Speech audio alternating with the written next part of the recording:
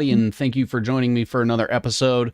Been away for a little while, had some things come up on my end. Appreciate everybody's patience, but I thought that we would just dive right into the most important topic, in my opinion, and what should be on the forefront of everybody's attention. I don't know about you, but before we get started, the last like 2 or 3 weeks has just been rife with like psyop after psyop, and it seems like since I've woken up to this topic, everything is just, hey, don't look at that. Don't look at BioDigital Convergence. Don't look at 6G. Don't look at these sensors.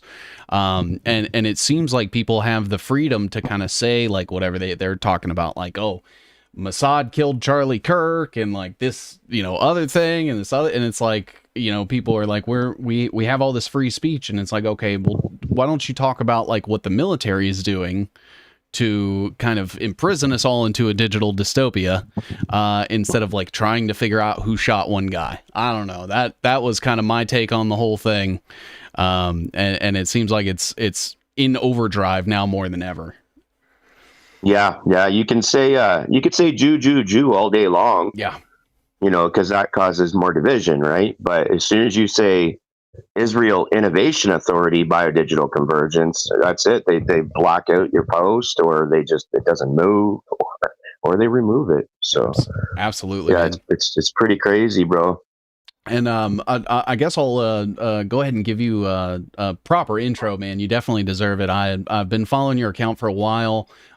You and some of your fellow synergists and stuff, you guys are always posting like very top-notch work. It's directly from the source, so it's no like you guys aren't mincing words or trying to play things up. These are things like I can go directly to the IEEE website. I can go directly to the DARPA website where you guys are sourcing these things. Why don't you tell my audience a little bit about yourself, kind of how you woke up to everything and your journey to today? So I'm just a single dad. I'm actually a drywaller by trade. I do drywall taping and plastering. That's what I normally do. And COVID happened. Obviously, I wasn't awake yet. I didn't know anything then, and I thought I knew a lot, but I didn't know anything. I was right into the crypto. I was an avid crypto pusher, promoter, promoting those affiliate links, and getting that crypto money, making YouTube videos and promoting it, teaching people how to make like free money online and stuff like that without any type of investments or anything, just utilizing like applications and different programs that you could download on your computer, maybe mine some crypto or get some free Amazon gift cards. And I had a pretty good thing going with that. I was working full time, mining the crypto myself, getting that passive income, and I thought I was helping people back then with that, till I realized what the blockchain was really designed for. Now I'm dead against it. We're making videos exposing it pretty much daily. But yeah, actually here in Ontario, that's where I am, Canada. Our premier, Doug Ford, had said, it was like early 2021, we need to get jab herd immunity or you guys ain't getting out of lockdown. And that's actually what flipped the switch in my head to make me go, whoa, something's very, very wrong here. Yeah. And I better start looking into more than what they're feeding me on my feeds, right? And yeah, and then I discovered the BioDigital Convergence Policy Horizons Canada, who actually works on the global standardization for the BioDigital Convergence program, and works on, basically has like a bunch of think tanks working on creating policies for it. So it's actually Canada creating the policies for a lot of these things that we're seeing going on globally, like through COVID, and with these emerging technologies that we're constantly seeing being deployed now, for healthcare. It's for a healthcare transformation. I didn't realize all that back then when I first seen those documents, but they were pretty clear at what their agenda is. The CRISPRization of humans, connecting every molecule on the planet to the internet, basically, not just humans. Animals, plants, everything, right? Everything becomes and merges with the Internet of Things. Absolutely. Right? Through the Internet of Nano Things, now turning into the internet of bio nano things, and that's where our bodies are becoming involved. So I didn't know all that back then either. I just stuck to that BioDigital Convergence standardization document, and from there, the whole world opened up. It was like you start to really see how much they have lied, continue to lie, and now it's gotten to the point where I've made so many predictions over the past few years just by reading those documents, and I'm watching them all come true today. Yeah. Right, with all the current deployments for, RFK wants every American to wear a wearable within 4 years. Trump and his mRNA, Larry Ellison AI vaccines, right? Like, it's all being deployed, and these are things that I was screaming at people online for the past 4 years, like, hey, this is what they're doing. Yeah. And now they've already done it, and now they're doing more. And that was my awakening, was that BioDigital Convergence document, and that Doug Ford, my premier, saying jab herd immunity or you guys ain't getting out of lockdown. That was the actual point where something switched in my head, and I realized there was a lot more to this agenda than what they were telling us on the mainstream. Absolutely. Because back then I did watch global news at night, 6 p.m., get home from work, eat my dinner, watching the news. Oh, what's going on in the world, right? Yeah. Yeah. So now that stuff doesn't even enter my house. Yeah. It was one of those things where, like, I mean, pre-COVID, even if you were like kind of, awake to things to where you like, maybe you were, not involved with a particular party, you knew they were both like kind of just shit. Cricket as fuck. Yeah. But it didn't get to that point where it's like, okay, well, maybe all of the world governments are working together and all of them are collaborating, and it's been this way a lot longer than any of us have known. And I mean, COVID should have been that thing where it's like, okay, the exact same thing that we're seeing in China and Russia, we're doing here in the US. The EU is also doing it. And it's like, if that doesn't slap you in the face with like concrete evidence that when it really comes down to what matters, these countries that seem to like fight with each other are actually all just in cahoots with each other and are like funding the same sort of research together, or they're even like sharing research notes. A lot of people don't look at the scientific community. They'll see like, oh, we're actively engaged in combat with them. Meanwhile, we have scientists collaborating with Chinese scientists on like AI blockchain implementation. Yeah. And it's all open source, right? All this R&D that they're doing, collaborating with each other, converging, merging with each other, and it's all open source. Absolutely. Yeah. And to your point where it's like you're able to like make these predictions of where things are going to go. A lot of people like to say, hey, the WEF was talking about these things 10 years ago. And it's like, all right, so if we want to get ahead of the WEF, we have to cite the sources and the sciences and the institutions that they're using to conduct this research and source, like during their meetings and stuff like these. They don't just make them on their way to Davos, right? They do all of these studies and reference them and bring them up in the presentations and stuff. And those are the things that you're pulling from. And it really like drives you crazy, because exactly what the WEF was talking about in like 2016, those are the products that are in the market today.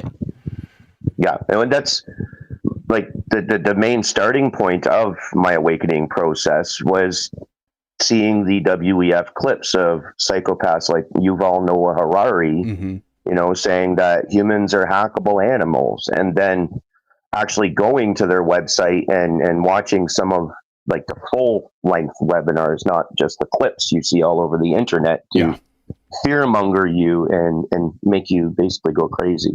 Going to their actual webinars and listening to the things that they're saying, like these are top industry leaders talking about merging man with machine, right? Through synthetic biology, through the healthcare system, talking about controlling behaviors with information communication technologies like the internet we're on right now. Absolutely. And I find most people, they get stuck on that, and they think that's like the end all be all, where you're going to get your information from, and then they stay stuck in this loop, this constant circle of fear mongering, right? Mm-hmm. But once you start following like these industry leaders that are saying these crazy things, you follow their investments, you follow the companies that they're working for to make their startups and investments become a reality. And that's how you end up at the IEEE, the IEC, the ITU. Most people have never even heard of those terms before.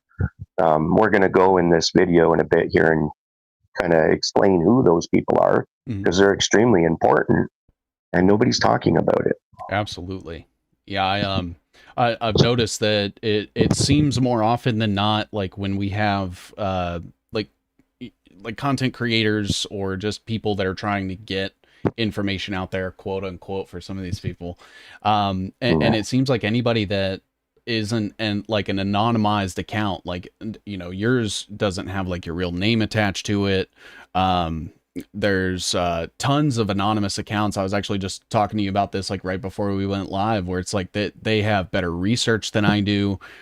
They've been doing it for longer, more extensive. Maybe they're better at explaining things. And because you're not doing the cookie cutter content creator, like having your face prominent and like a catchy logo and all of these different like platitudes and talking points and stuff, that you do really get suppressed a lot. And the better information is coming from accounts like you guys, like regular people that don't have a vested financial interest in like courting people's attention. Like you're just here, you're posting it, telling it straight up how it is. I mean, from my perspective, like you guys very rarely like mince words or try to say it is anything other than what is listed. And from my understanding, like you have a couple of sources and stuff that we'll kind of go through today, and even like showing people how easy it is to find this information that you guys dig up and stuff, right?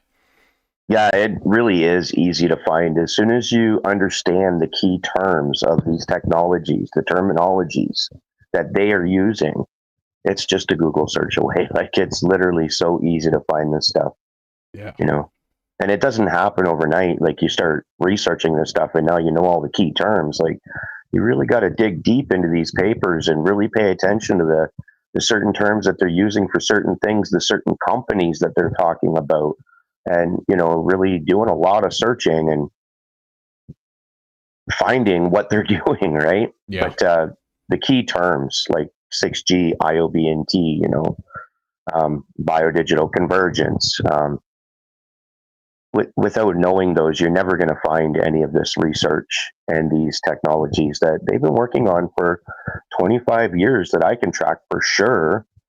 I'm sure it goes back a lot longer, but what I can basically prove by the research I've done and put out to the public, I can prove this is minimum a 25-year long agenda just for the nanotechnology. Yeah. So, and your biodigital convergence. So it didn't just happen on COVID. COVID's just the tool that they used, which was the mandates and the pandemic, the global pandemic, but using the mandates as a tool to get this technology into every single human body if they could. Yeah, it's that's all COVID was, really. Yeah, I've recently obviously I'm still like kind of trying to I want to come to understand the story of biodigital convergence. People are always very attracted to narratives, and I think like in my research that I've done, it goes back. I mean, they were mentioning things like nano back in like the 60s and stuff. Yeah, 59, Richard Feynman's talk. Yeah, that one where he's like, well, if we can build it at this size, then we can go smaller, and we can just keep going smaller, to the atomic scale, essentially. Yeah. And that's the National Nanotechnology's stated mission is to control matter at the nanoscale. And that's the in. Do you mind giving just a little bit of a like a backstory behind that? I believe it was signed under Clinton. Is that right? Yeah, it's the NNI, and it was signed in to practice and formed under the Clinton administration in the year 2000, and it's just been growing since there. So, yeah. And I never heard this discussion, and I'm 43 now, mhm. and you'd think people would have been talking about this, 25 years ago once it started, and I've never heard this discussion until just recently, since me and a couple of other people have started getting this discussion out there in the general community, Oh and it's yeah. growing. A lot more people are talking today than they were 4 years ago.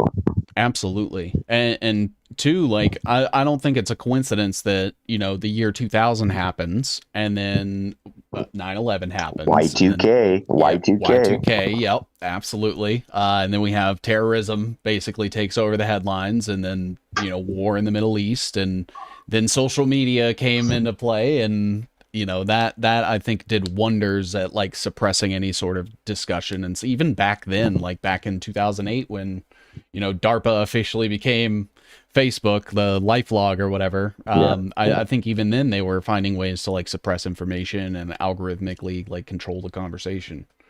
Mm-hmm. Um, Do you remember the Y2K scare? very, very little. I believe I was 7 at the time. Yeah, I was still pretty young, but I think I was just becoming a teenager at that time. Yeah. So year 2000, big Y2K scare. Everybody's got their IBM Apple computers, the old school plug-in dial-up internet. Makes the noise when you get on the internet.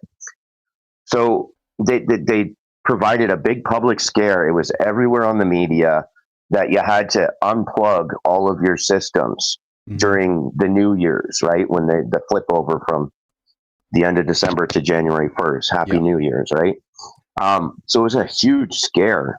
And a lot of people went with it. My household, we unplugged all of our devices. Um, and then right after that, what comes next is Bill Gates's Microsoft antivirus softwares everywhere. Mm. So honestly, I'm of the belief at this point that Y2K scare was in order to push the narrative to get people to buy those antivirus softwares and upload them to every single device. And I think that's honestly how Unit 8200 Israel got their way into our back doors of every device.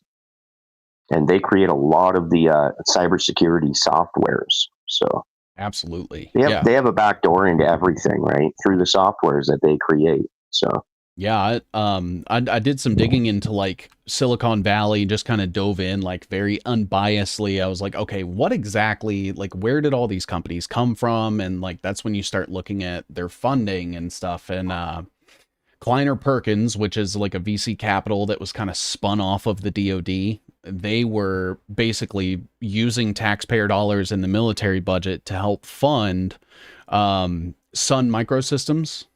yep. And Sun Microsystems, as you probably know, very rife with like pro-Israeli Unit 8200 members. Eric Schmidt was a very early participant as well. He is like a dual citizen to, I believe it's Cyprus, that island that's like right off of Israel. And he ended up going to work at Google, and he ended up getting added to like the presidential board for cybersecurity and artificial intelligence, I think it was. And that's like one example, right? Like Mm-hmm. we have Netscape, which was another one. They dealt a lot with like the Epstein people that are associated. And then Bill Gates himself obviously can't be forgotten. He He's seems, everywhere, man. yeah. Everywhere. Um, I actually saw something and I wasn't able to verify if it was true, but apparently as of last week, he now owns 1 in every 4,000 acres in America.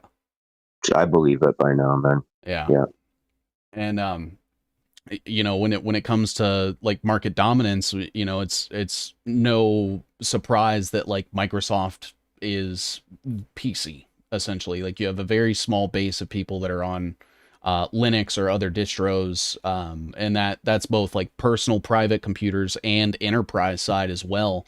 And it's also especially concerning, like they are about to stop the support for Windows 10, and bring in like the Windows 11 with like all the additional digital signatures and biometric verifications and things to like verify and authenticate the hardware that you're operating on and everything like that from like a kernel level.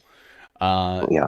And I believe that is ending sometime this year or next year. So that'll basically bring everybody up to the Windows 11 platform. And I think you've actually pointed out a couple of services that run in the background of Windows that we can kind of get into a little bit later if you'd like. That one wasn't me. That was Ryan and Sal. Okay.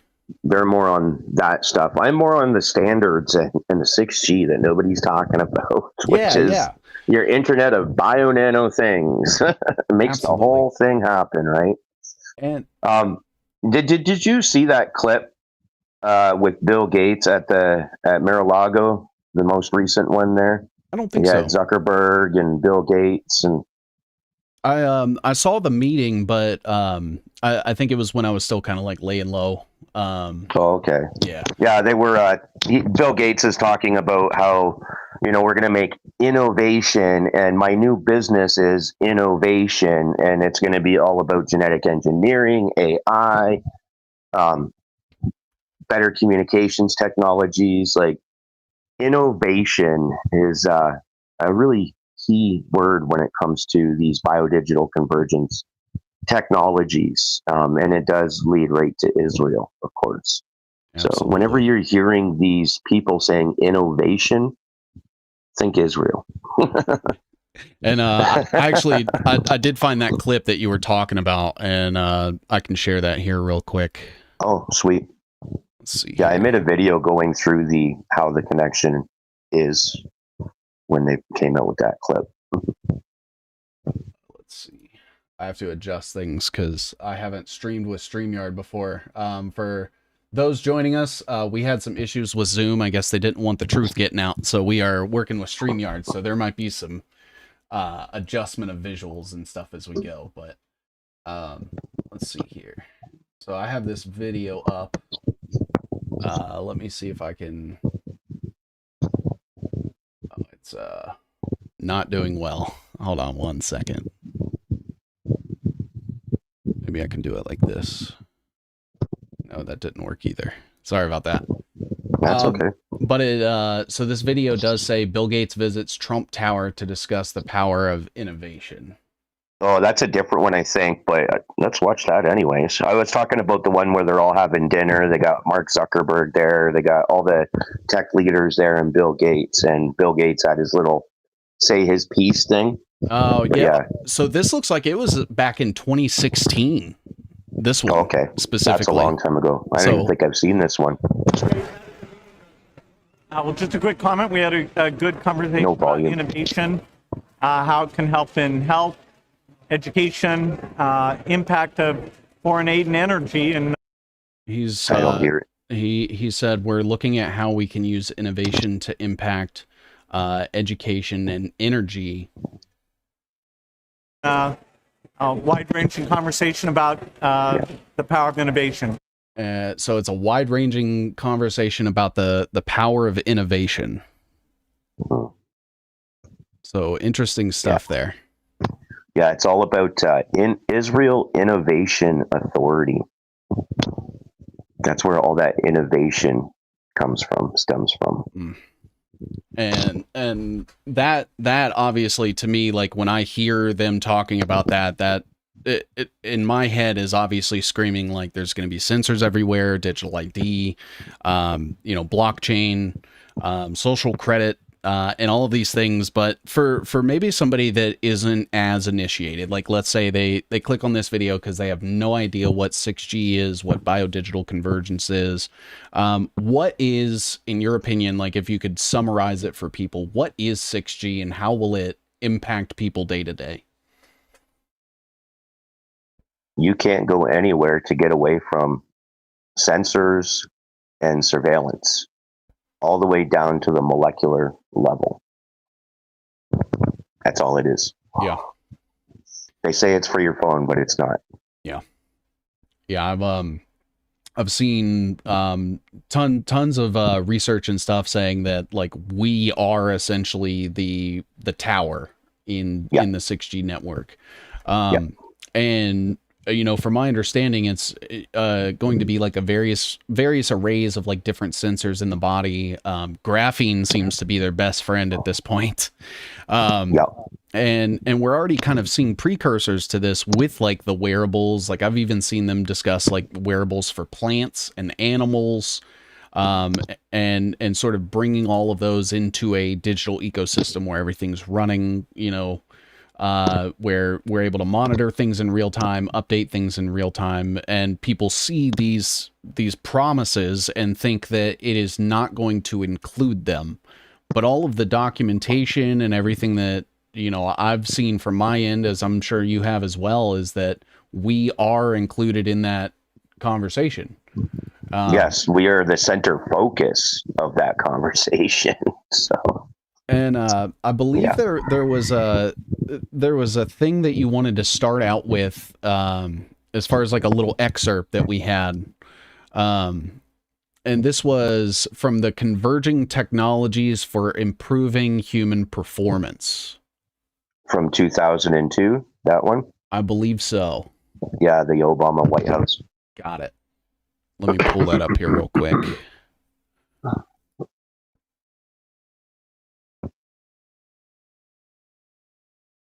It's... You're just going to pull up that screenshot that I sent you?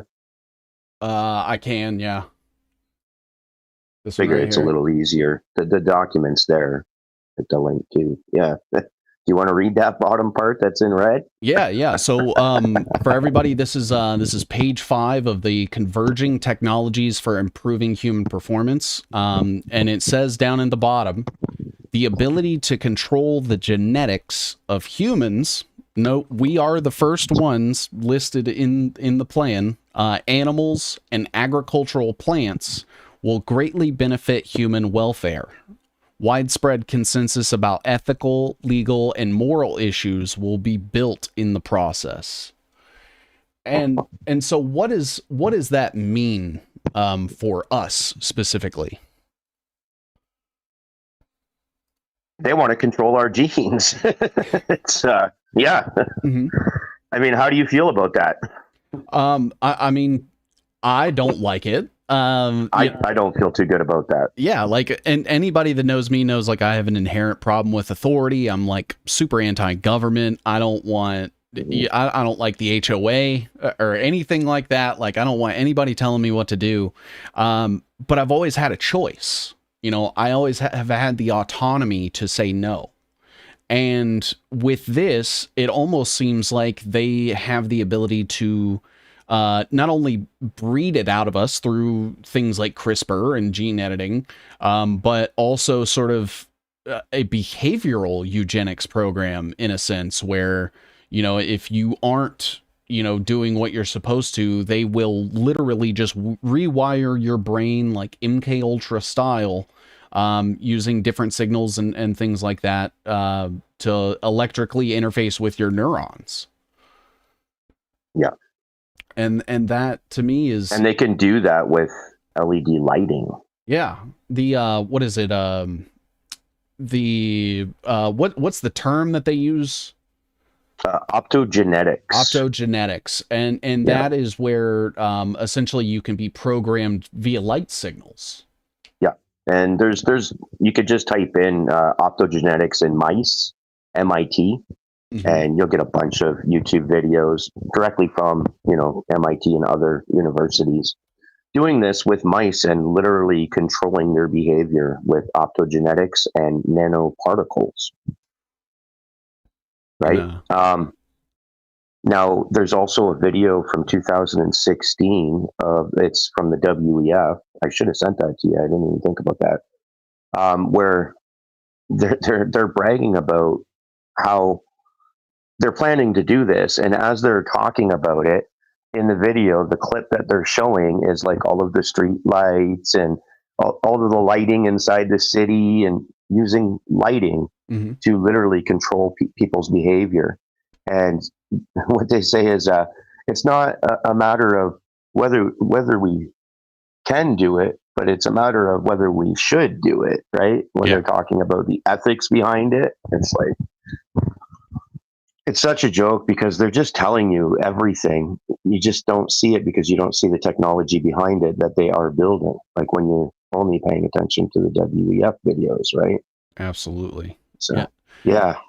And it seems almost too like they are banking on people not finding out about this so that they're able to sort of operate in their own little sandbox. So if regular people like you and I aren't able to be in the conversation of what is moral and ethical, you know, when it comes to people, and they get to have these closed door conversations where, you know, no one's going to push too hard against something, and where you and I would say like, oh, that seems extremely dystopian. I think people should be able to have agency and free will.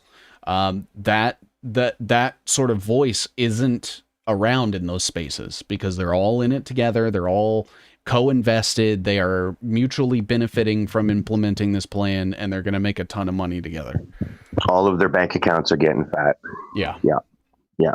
Absolutely. I don't even, honestly, I think like watching these webinars from the universities and stuff, and they're banging on about climate change and the 2030 SDGs, and they know that their technology, they're talking about it like it's going to be used for good, but they know that it's dual use, and they honestly believe that the government's not going to do this. Like I'm of the belief now, watching so many of these university and industry webinars from like the IEEE and, you know, MIT Nanotube, which is the NNI, the National Nanotechnology Initiative, working with MIT. They believe all this climate SDG nonsense. Like they truly believe this, and that this is the only answer. There's no other way. You have to merge with machine. You have to augment the population, you know? And do you want to go to that human augmentation, a dawn of a new paradigm? Yeah, let me see if I can document I sent you. And that's from 2021. Augmentation. It's NATO and the UK government, and I think the German government. Got it right here, I believe. Let me pull that up really quickly. I think it was page 15 or something like that, 14 or something. Yeah, you have to download it, PDF. Is it from Humanity Redefined, or should I get it from... The one from the UK Gov. Okay, gov.uk. Yeah, and then scroll down, you'll see the PDF download spot in blue, yeah. And so this is from the Ministry of Defense, Human Augmentation, the Dawn of a New Paradigm, a Strategic Implications Project. Yeah. And looks like in partnership with Bundeswehr Office for Defense Planning. Yep. That sounds German? Yeah. And it's NATO too. Okay. You can read the disclaimer if you want. Yeah. They just put that there so people don't take it seriously, I'm thinking. Yeah. They don't, you know, they're not paying all this money for all these think tanks to think up all this shit if they're not planning on using it. Absolutely. Yeah, or having like actual market share in technologies that don't exist. Like, why would they tell all of their buddies, hey, put your money into this thing, and then it not be something that they see to fruition? Like, you would think that none of them would trust each other or co-invest in anything, ever. Yeah. There's billions in market share just in human augmentation from like 2021 until 2032 or something like that. It's always the 2030, right? Yeah. They've been having human augmentation conferences for over 15 years. You could just type that into Google, human augmentation conferences, and you'll see it's all right there, man. They're meeting at the Marriott. They're not doing this stuff in underground bunkers, you know? And that's what's crazy to me is this entire thing is it's almost like they've made it so unbelievable to the regular person that they're able to just do it out in the open like this. Yep. And there's so many of them doing it now, right? Like every top organization, corporation is involved in investing into this. Absolutely. Yeah, it's I mean, you have people like obviously like Peter Thiel and Elon Musk who are like the face of all of it, but they're like, just doing my digging, there are 1,000 names that I've never heard anybody else mention, that I just see all over like these different studies and stuff, and it's like, they're the lightning rod and the people that are going to basically take the blame for this whole thing. But they're barely involved in actually like implementing all of it. It's all these interoperating pieces and interests and parties and stuff. Yeah, they're just a face for DARPA. Yeah, absolutely. Pretty much all they are. And so I'm going through this human augmentation thing. Is there anything specifically on I believe it was page 14 or 15. Okay. Let's see if I can open I believe it was 14. Let's see here. 14 or 15. I'll tell you what's on 14 and you let me know if that sounds good. I'll know it as soon as I see it anyways. Right there, this page. This one? Yep. All right. So you can read all the things there on the picture. These are all the types of things they're talking about here, using. And so it looks like human augmentation is not just tomorrow's business. There are short-term and long-term opportunities that require engagement today. The following matrix illustrates the technical maturity and the magnitude of policy considerations of human augmentation technologies. It shows that there are technologies that could be integrated today with manageable policy considerations. Yeah. So now on the next page, read what they're saying down there. That's the fun part. The feasibility assessment. And so it read says that whole section. It says we cannot wait for the ethics of human augmentation to be decided for us. Oh wow. Just right out the gate. What a way to start. Like, great. And keep going. We must be part of the conversation now. Now, who's we and where's this conversation? Because I didn't get invited to a single one. I don't know about you. Exactly. Yeah, they're going to make that very clear who is part of the conversation. Yeah. It's not you. The ethical implications are significant, but not insurmountable. Early and regular engagement will be essential to remain at the forefront of this field. Ethical perspectives on human augmentation will change, and this could happen quickly. There may be a moral obligation to augment people, particularly in cases where it promotes well-being or protects us from novel threats. Well, that just save grandma, right? Yeah, that just sounds like the COVID vaccine. Keep going. It could be argued that treatments involving novel vaccination processes and gene and cell therapies are examples of human augmentation already in the pipeline. And there it is, right? But keep going, though. There's more. It gets even better. The need to use human augmentation may ultimately be dictated by national interests. There it is. Every single time. Hey, China's doing it. We got to catch up. We can't let them get ahead of us, right? It's national security. Or if we don't, surveil you all on a molecular scale, the terrorists could win. Yeah, China's going to do it anyway. Yeah. So, yeah.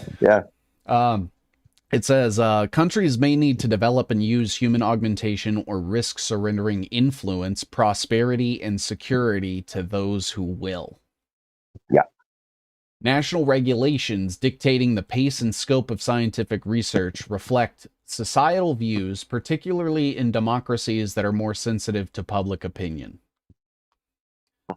The future of human augmentation should not, however, be decided by ethicists or public opinion, although both will be important voices. Okay. Yeah, that's pretty important, eh? I would say so, especially like when you consider Trump just...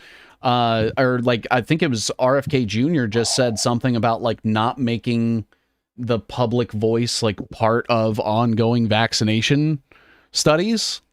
Yep. I believe they're pushing with the FDA towards the CRISPR stuff right now with RFK and that Marty McCary or whatever his name is. Yeah. I just watched them do a conference on that. It's crazy because like as RFK was going through his confirmation, I know that like his investments in a couple of CRISPR companies came up, and I pointed at that and I was like, wait a minute, if this guy's supposed to be like make America healthy again, why is he invested in the literal like Gattaca basically?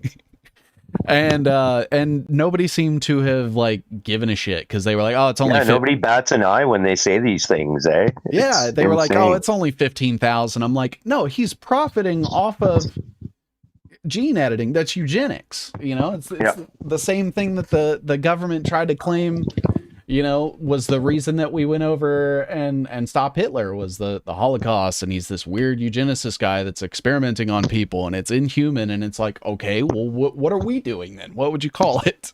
Human augmentation. That's what. And then the conference that he just did, or Senate hearing or whatever he just did about wearables. Mm-hmm. He straight out said, I think wearables are a key part of the Maha agenda. And with President Trump, we believe, I plan to have every American wearing a wearable within 4 years. Yeah. Like it's just, they're right on the entire agenda. There's no way to deny it at this point, and people still are. They still think Trump's coming to save the day. Absolutely. Yeah, it's insane. It's tough like trying to shake the Q narrative as well, because it seems like even people that realize all of this stuff is going on is that like Trump is still bringing attention to it to try to let people in on some seat, and it's like that's not happening.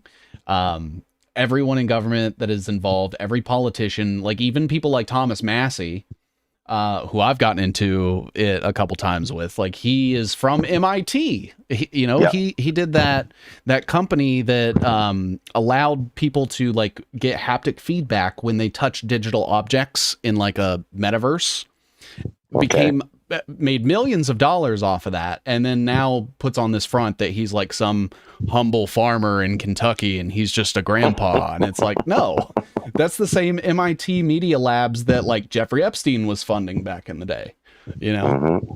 And yeah, I think that's the biggest part of the whole Epstein thing that people aren't paying attention to, because they got you so focused with the buzzwords, constant propaganda clips and whatnot on the, Epstein being a pedophile and all that. Sure. Okay. That's one aspect of it, but look at all the money and all the universities he has in his pocket. What are they working on?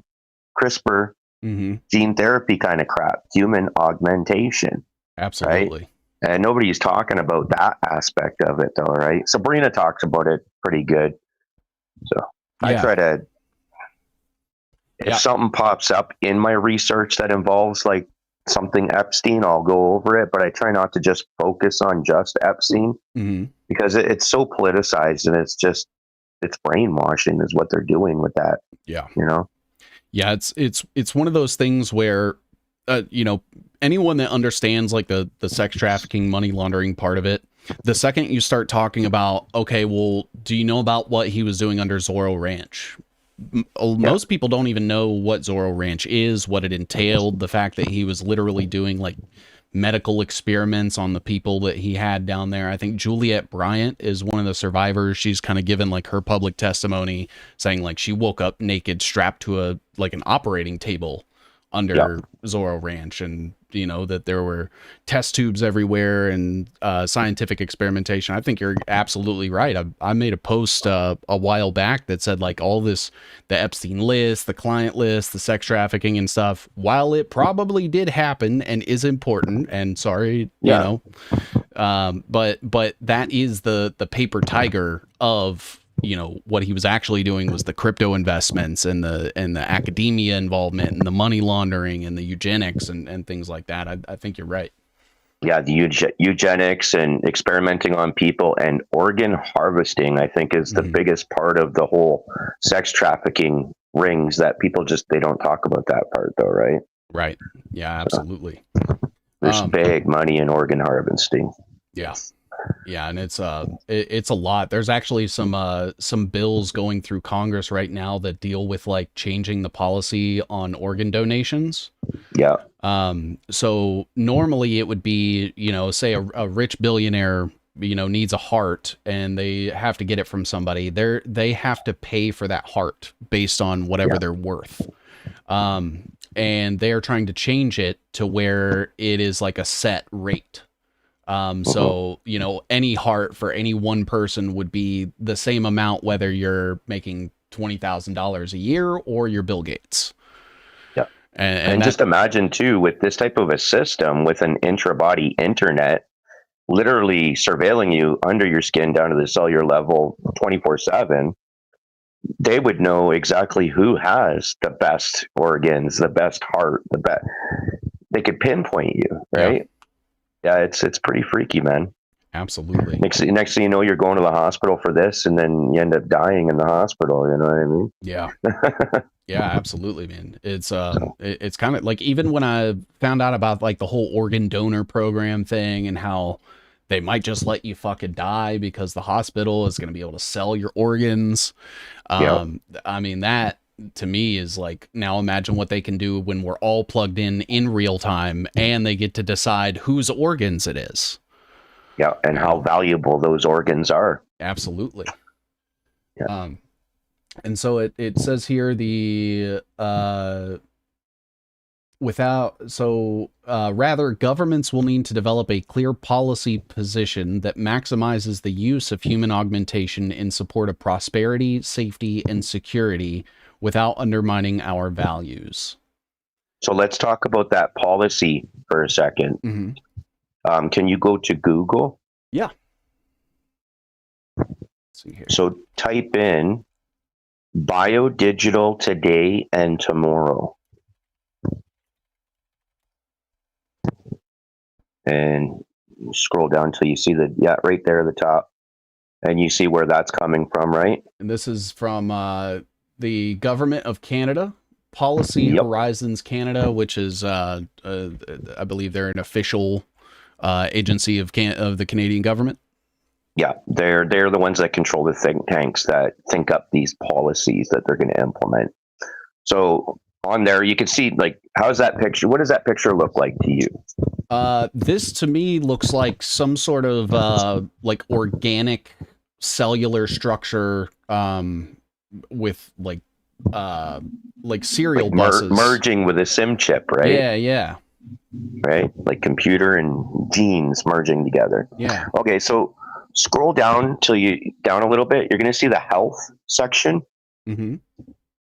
Click on that, and then you can read the 5.0 health. But I would scroll down until you're going to see CRISPRization of humans.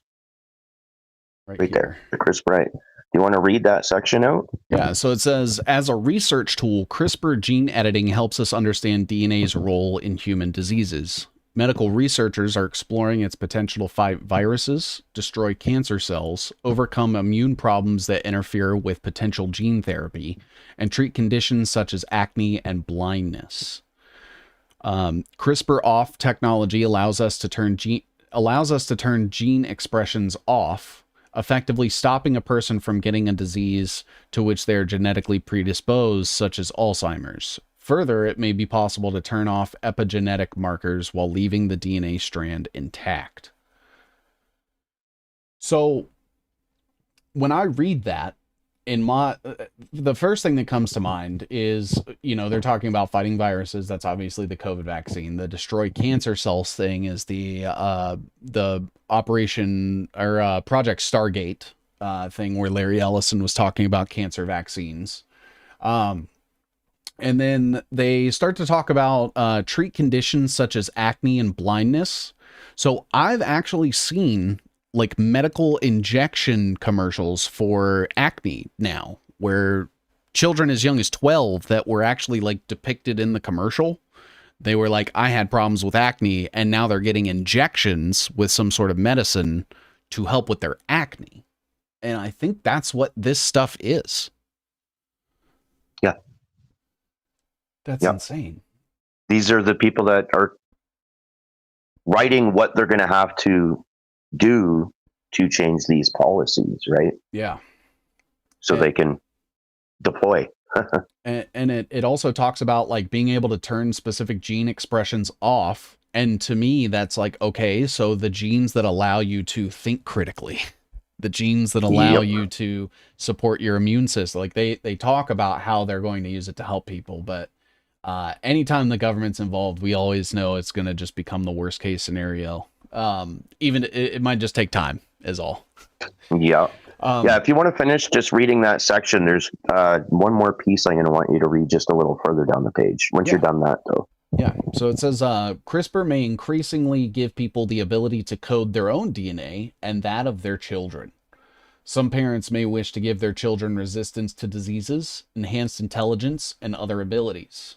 Public opinion research finds a high level of support for using the technology to prevent rare genetic illnesses in babies, but opposition to using it to improve a baby's intelligence.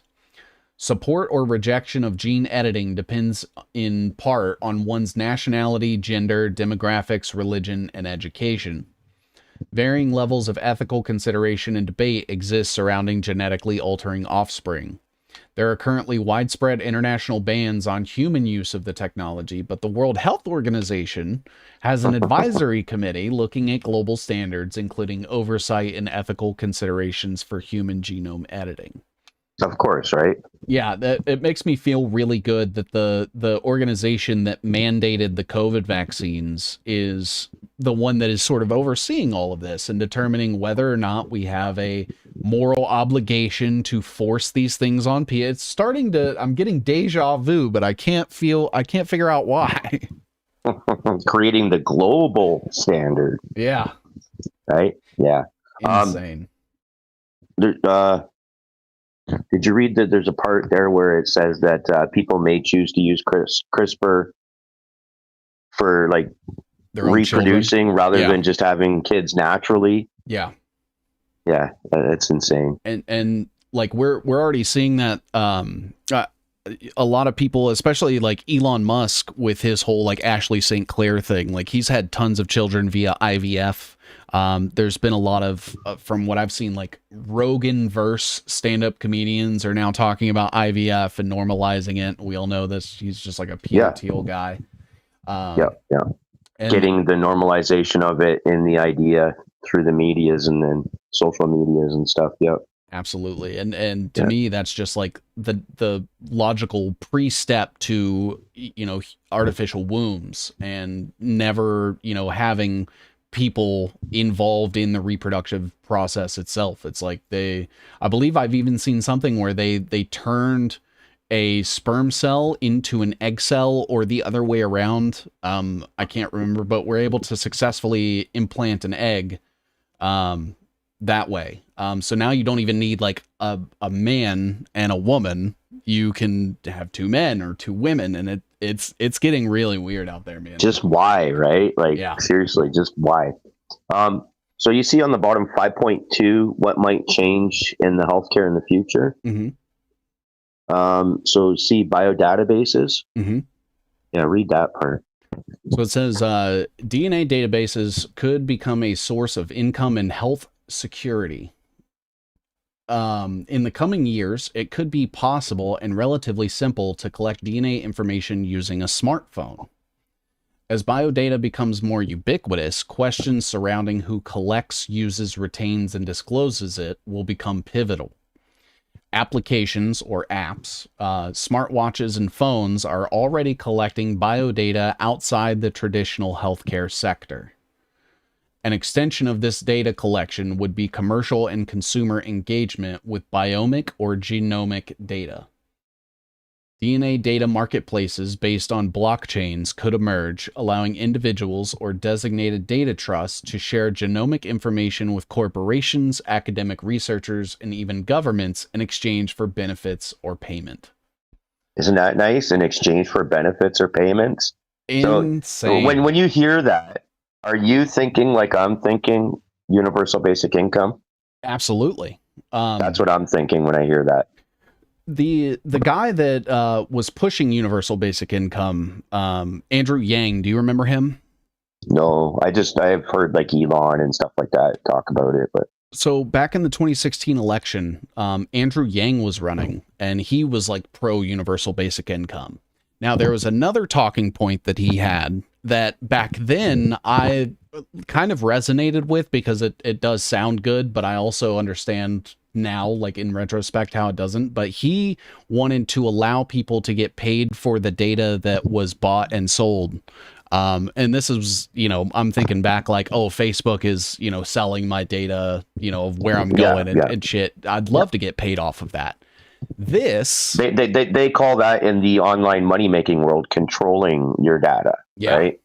Yeah. But you don't really have control because you don't have control over who's buying that data anyways. Absolutely. You're just getting a cut. That's all. Absolutely. Yeah. It was one of those things where it's like, okay, well, if this corporation's going to batch buy, all of the user information in America for $5 million, you'll get 1/1000th of a penny. A percent. Yeah. Yeah. And that, coupled with his UBI thing, I mean, I think you're right on the money here. It's no coincidence that he was pushing both of those things at the same time, I think. Yeah. Can you scroll down to 6.0? Yeah. You'll see it come up soon. Environment. Yeah, environment. And then scroll down until you see, where is it? You're going to have to scroll down a little bit. Internet of Living Things. Mm-hmm. And this is very similar to like the Internet of like bio things. This is the Internet of Bio Nano Things. Yeah, okay. It's the same thing. The Internet of Nano Things. Okay. So it says they're just not calling it that here. Gotcha. Yeah. So it says, although in its early stages, it is possible to discern the beginnings of an Internet of Living Things, or IOLT, similar to the current Internet of Things, IoT. Plants' sensitivity to chemicals, combined with technology, opens up new capabilities. For instance, spinach can send an email to warn about landmines. If its roots detect a specific explosive chemical, the plant emits a signal that is picked up by a sensor, triggering an email to researchers. I don't like that. CRISPR has been used to edit genes to store binary information, the kind used in computers, in DNA form, allowing researchers to encode the phrase "Hello World" into an E. coli cell. I don't like that either. No. Microsoft is exploring the future potential to store data in biochemical systems. Theoretically, a gram of DNA could hold 215,000 terabytes of data, which people could read using portable DNA sequencers. Yeah. That is a lot. Plants sending emails, that is MIT's work. Mm-hmm. And anybody can go to MIT, like go Google MIT plants sending emails. And if you're watching their video, they're literally bragging. It's work done by Michael Strano. When you're watching their video, they're literally bragging about how we use 2 nanoparticles to get these plants to send emails. Jesus. So here we are back at the nanoparticles and CRISPR, right? Okay. Email sounds like a concept from a science fiction film set. Can you hear this? No, I can't hear it on my end. Weird. Let's see here. I'm hoping your viewers are hearing it, though. I don't know. They should be able to. Okay. Let me try something. 1 second.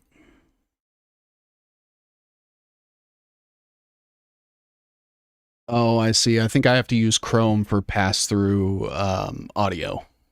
Oh. Give me 1 second. Let me see if I can't get that going.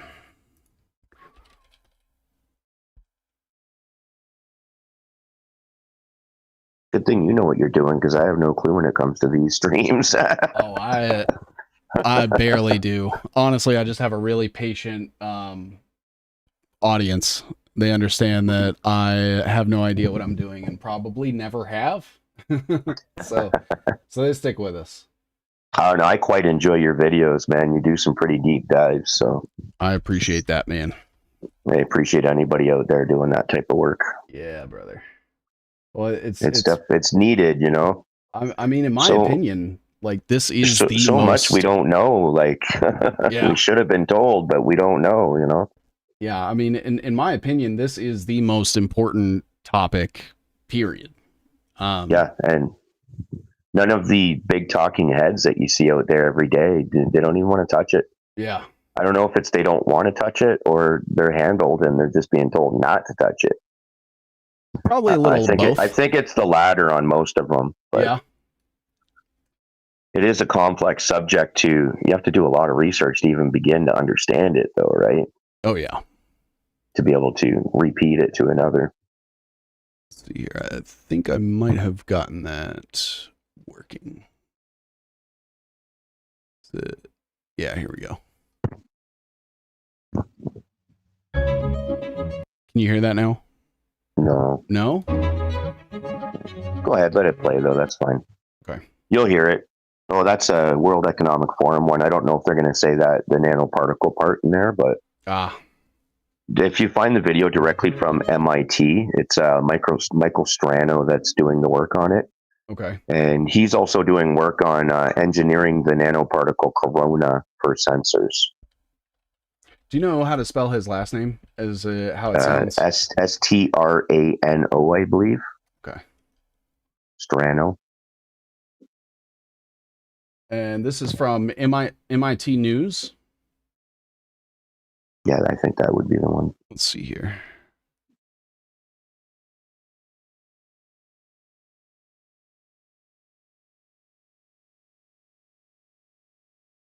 Does this look right?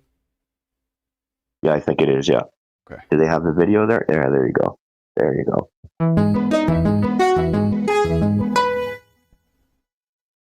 Imagine if a plant could detect harmful chemical compounds, such as explosive material found in groundwater, and then imagine that that same plant could relay that information quickly and directly to a user. Well, believe it or not, a team of MIT engineers has shown this plant-to-human communication is a lot closer than one may think.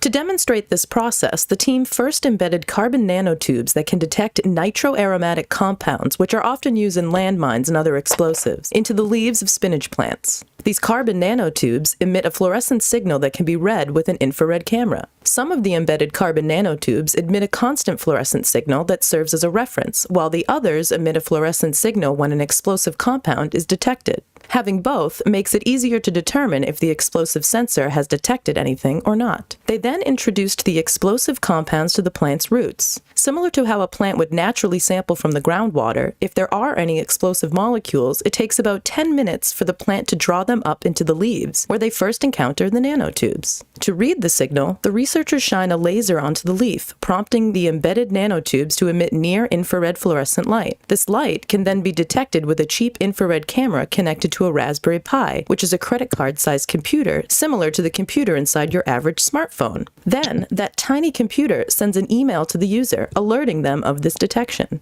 In addition to detecting pollutants, the researchers are working to employ this technology to sense environmental conditions, such as drought, or to monitor plant health.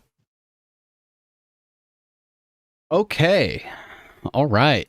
So sounds fun, doesn't it?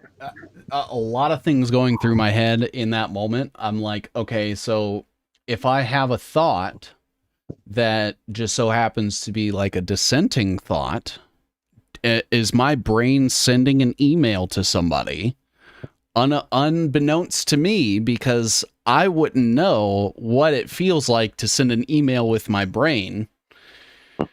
That's where my head's going.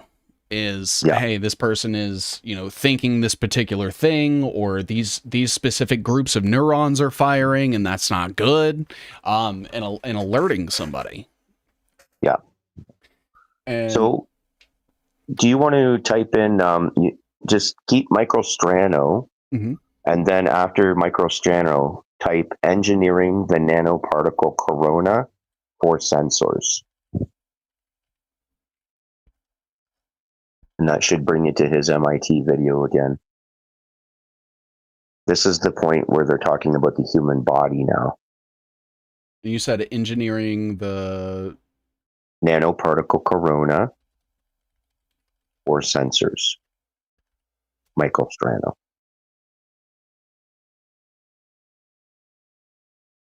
And I've got this this video from Sense Nano. Yeah, Sense Nano. That's the one. I believe it's from like 2017 or 18. So they had all these technologies in play long before COVID ever happened, right?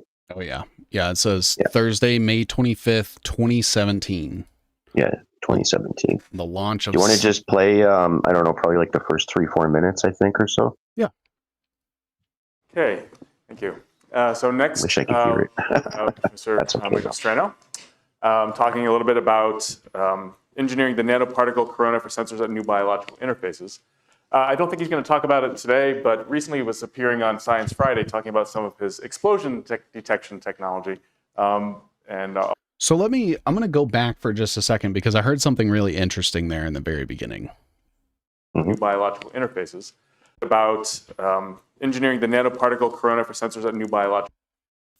Engineering the nanoparticle corona for new biological sensors and Biocyber interfaces. Yep, that's another one. It's all the same research. I don't think he's going to talk about it today, but recently he was appearing on Science Friday talking about some of his explosion detection technology.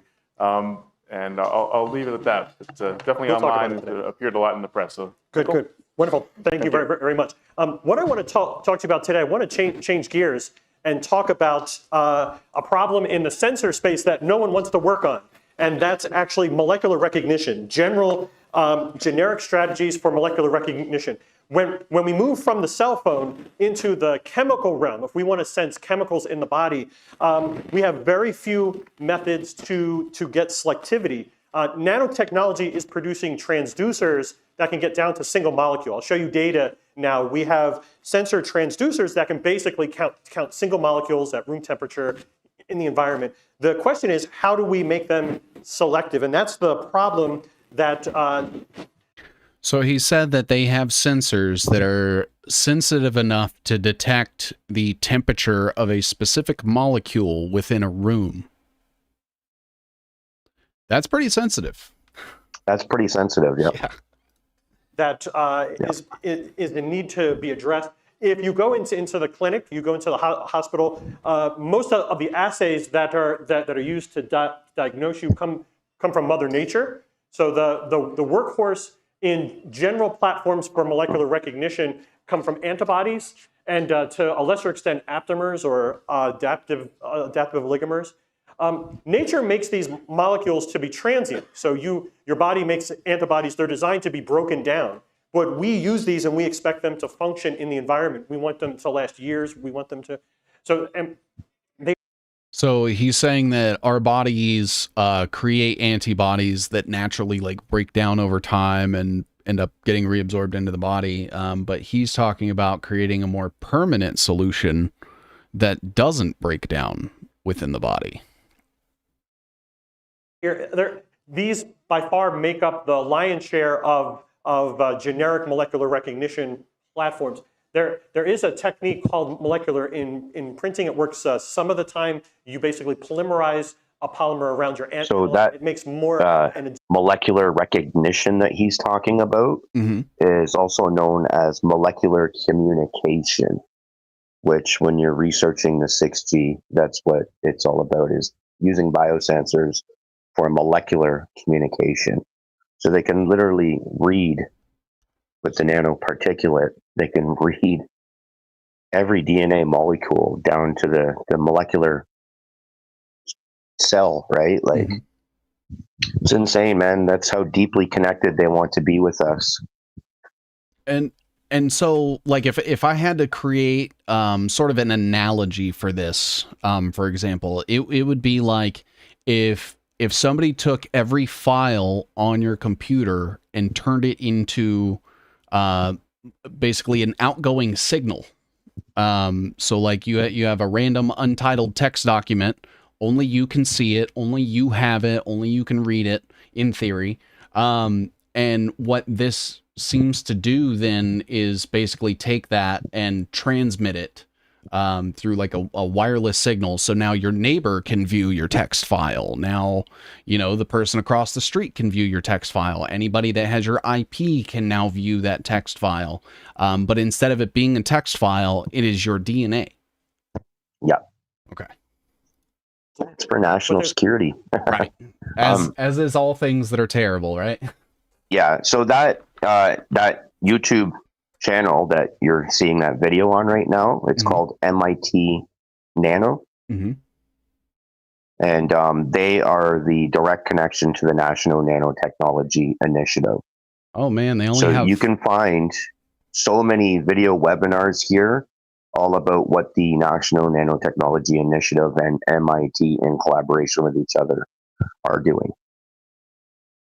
You could be in there researching for days. It's crazy that they only have like 5,000 subscribers too.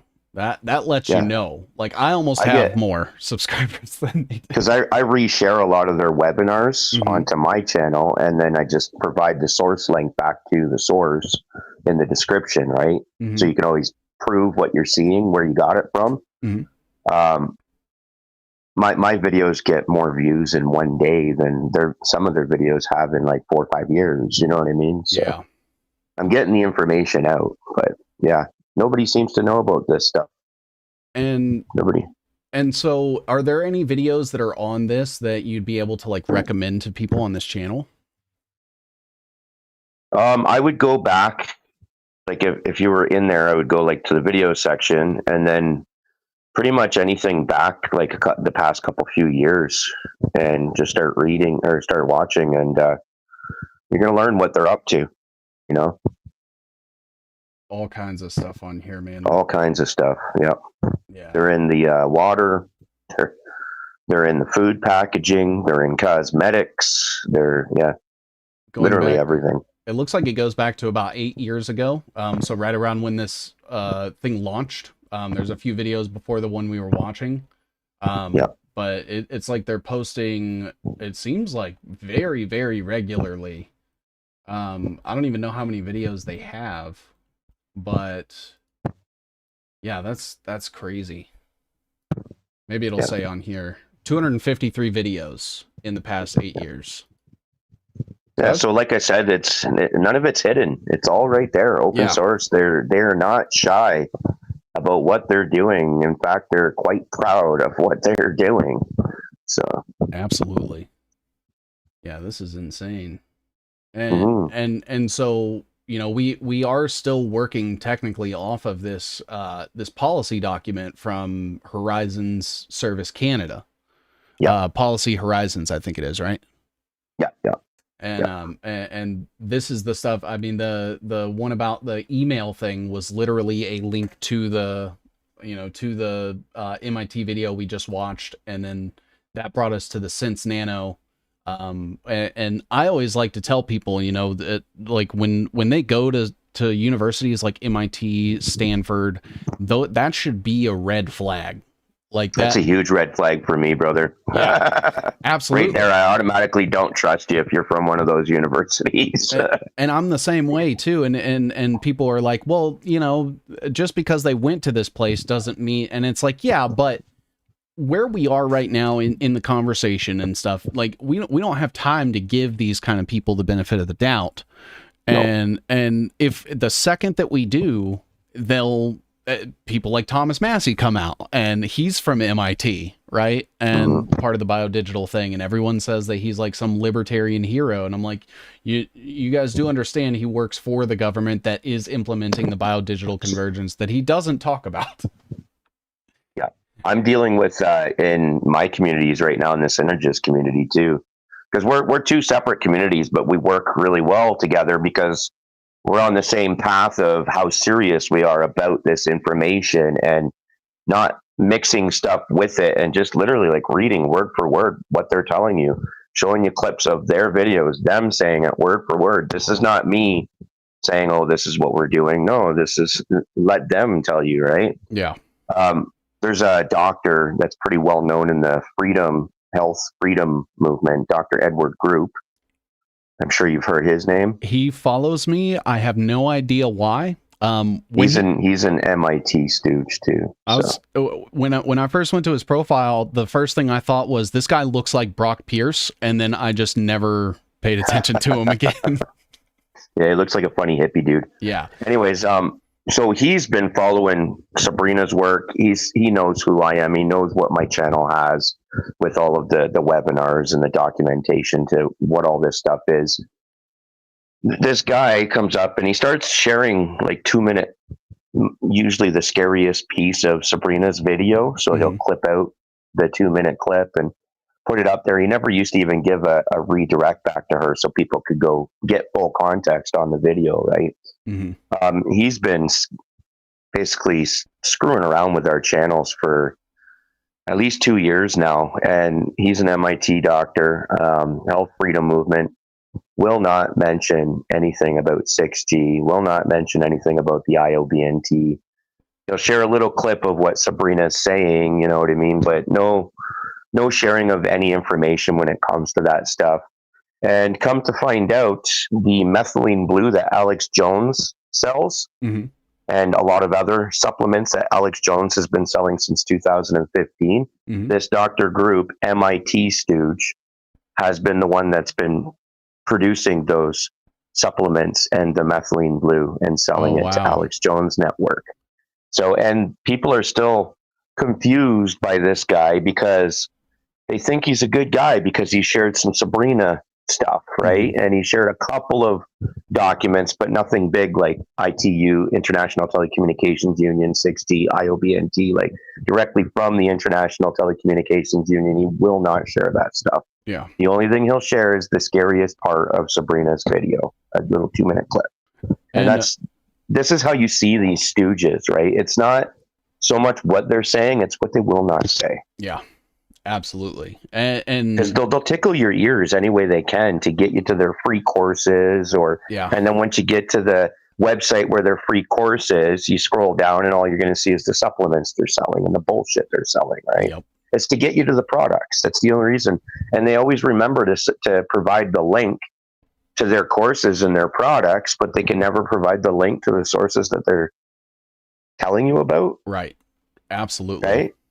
Yeah. And two, it almost creates this like I'm not saying that this big scary thing is coming, but I do have a thing to solve it, you know? And so it's even worse because they're not even standing behind the research and the messaging themselves. They're literally just taking it without our permission, out of context. They're just using it to further their own financial agenda. And I believe I had a guest on previously, and me and him actually talked about Ed Group for a little bit. He's actually part of like some sort of AI symposium for health now at this point, right? Yeah. So see, what I've been telling my community for the past 6 months since I really started to figure him out, this Ed Group guy, is he's tickling your ears. It's all about selling the products, because what's going to end up happening over the course of like the next year or two here is all of these freedom health doctors, truthers, they're going to start pushing bioelectronic medicine products. Yeah. That's where it's all moving to. And they know this. And right now they're just building up their platforms and getting their customer base. And when that time comes, that 6G is now implemented, it's 2028, standardization is complete. And now we start pulling out within the healthcare system, the Internet of Bio Nano Things types of applications. And then from there, you're going to see that whole health freedom movement. Doctors, they're going to start pushing bioelectronic medicine. And that's the cure for all this stuff, right? And so what are some of the examples that you can think of like the technology that they might try to sell? Because I know with the supplements, they're already pushing terahertz wands and stuff like that. That's that's connecting you to the terahertz biosensing system right there, right? So I know with like the supplements and stuff, I can't prove it, but I am under the assumption that a lot of these like little pharma, alternative pharma companies are putting nanotechnology into the supplements that they're selling people. Just Google nanotechnology supplements FDA. It's all right there, man. You have to remember too that all this synthetic biology and bioengineered food, biotechnology, it's just like a bunch of different words for literally nanotechnology is in all of this stuff, right? Yeah. So it's not just the medications, it's not just most of the supplements are made from synthetic materials now anyways. They're not even natural plants, right? Yeah. The Absolutely. bioengineered food, Bill Gates's genetically engineered food, that's all synthetic biology, nanotechnology, biotechnology, right? And they, So they're getting it into us every freaking way you look, yeah. And it seems like a lot of the groundwork when it comes to like nanotech and foods and stuff was hidden behind that whole like GMO conversation from years back, where it's like, oh no, we're just taking one strawberry and crossbreeding it with another so it can live longer. But all of that basically policy was very vague and applicable to any living thing that could be manipulated in any sort of way, especially using like things like CRISPR. Yeah, we'll have to go to that court case next. Okay. Now that you brought that up. And yeah, so go ahead. Sorry, go ahead. Well, I was just gonna say, like I've done a lot of coverage of companies like the Wellness Company, which falls under this company called Colson Capital, which also owns a bio nanotech company called NanoBioSim. Yeah, you blew my mind when you did that video, walking through all the connecting companies and stuff, because I was like, oh wow, every one of these truthers leads back to this nanotechnology type of companies or telecommunications type of companies. Yeah, it's because both go hand in hand, right? Yeah. I did one where it's like after Tucker Carlson and Candace Owens and all of them got away from the Wellness Company, they all started pushing this Pure Talk Wireless Company, which is just like hidden behind 5 shell companies, and the owner lives in Russia, and that's about all I was able to find out about that. Yeah, Laura Logan, she's another one pushing one of those wireless companies too. Yeah, Laura Logan is part of that Flynn network. Network, yeah. And when I see Flynn, I'm like, okay, so the pro-Israel, pro-BioDigital Convergence, like the Kabbalists, he kind of covers it all, basically. It's like the espionage, the psyops, the wet work stuff, the, spies, military industrial complex, the nanotech stuff, the Zionism aspect. I got people telling me, oh, he called out the Q network. He runs the same psyop as the freaking Q network. Sit and wait, grab your popcorn and enjoy the show. Yeah. Yeah, it's where we go one, we go all. Yeah. It's just buzzwords they catch people with, and then you can tell when they watch them too, because they always use those stupid buzzwords, right? Yeah. I just shake my head when I hear people using them now. Absolutely. Yeah. And I mean, then you start tying in people like Bannon and, Brock Pierce, who's over Tether, and basically everyone in that circle, like Milo Yiannopoulos, the Breitbart people. Like I'm under the impression like Nick Fuentes is part of that, even if he's like arm's length away. And it's all we're just going to spin fucking distractions so that nobody's talking about that's all it is. It's keep everybody distracted so they're not talking about what me and you were talking about right here. Yeah. It's literally, that's what I've come to realize. Yeah.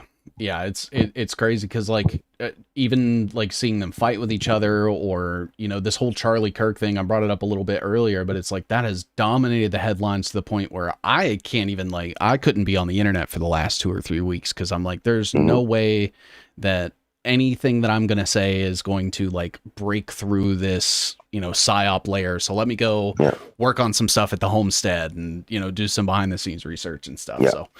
But well, they're psyoping everybody with all this back and forth crap, like the left right crap. All they're doing is they're fucking implementing new bills. They're changing laws. They're they're investing in new startups, and like on and on it goes. Right? That's what they don't want you to see. Absolutely. So that means that's what you should be paying attention to. 100%. I was telling people the other day, I was like, stop paying attention to what people are saying. Look at the bills, look at the policies that are getting implemented, look at the companies, like look at what they're doing. look at the patents. Like, that's where you're going to find the information. It's not going to come out of these people's mouths. See, when I started the awakening process, I was watching not Flynn Network. I was watching Stu Peters, Maria Z.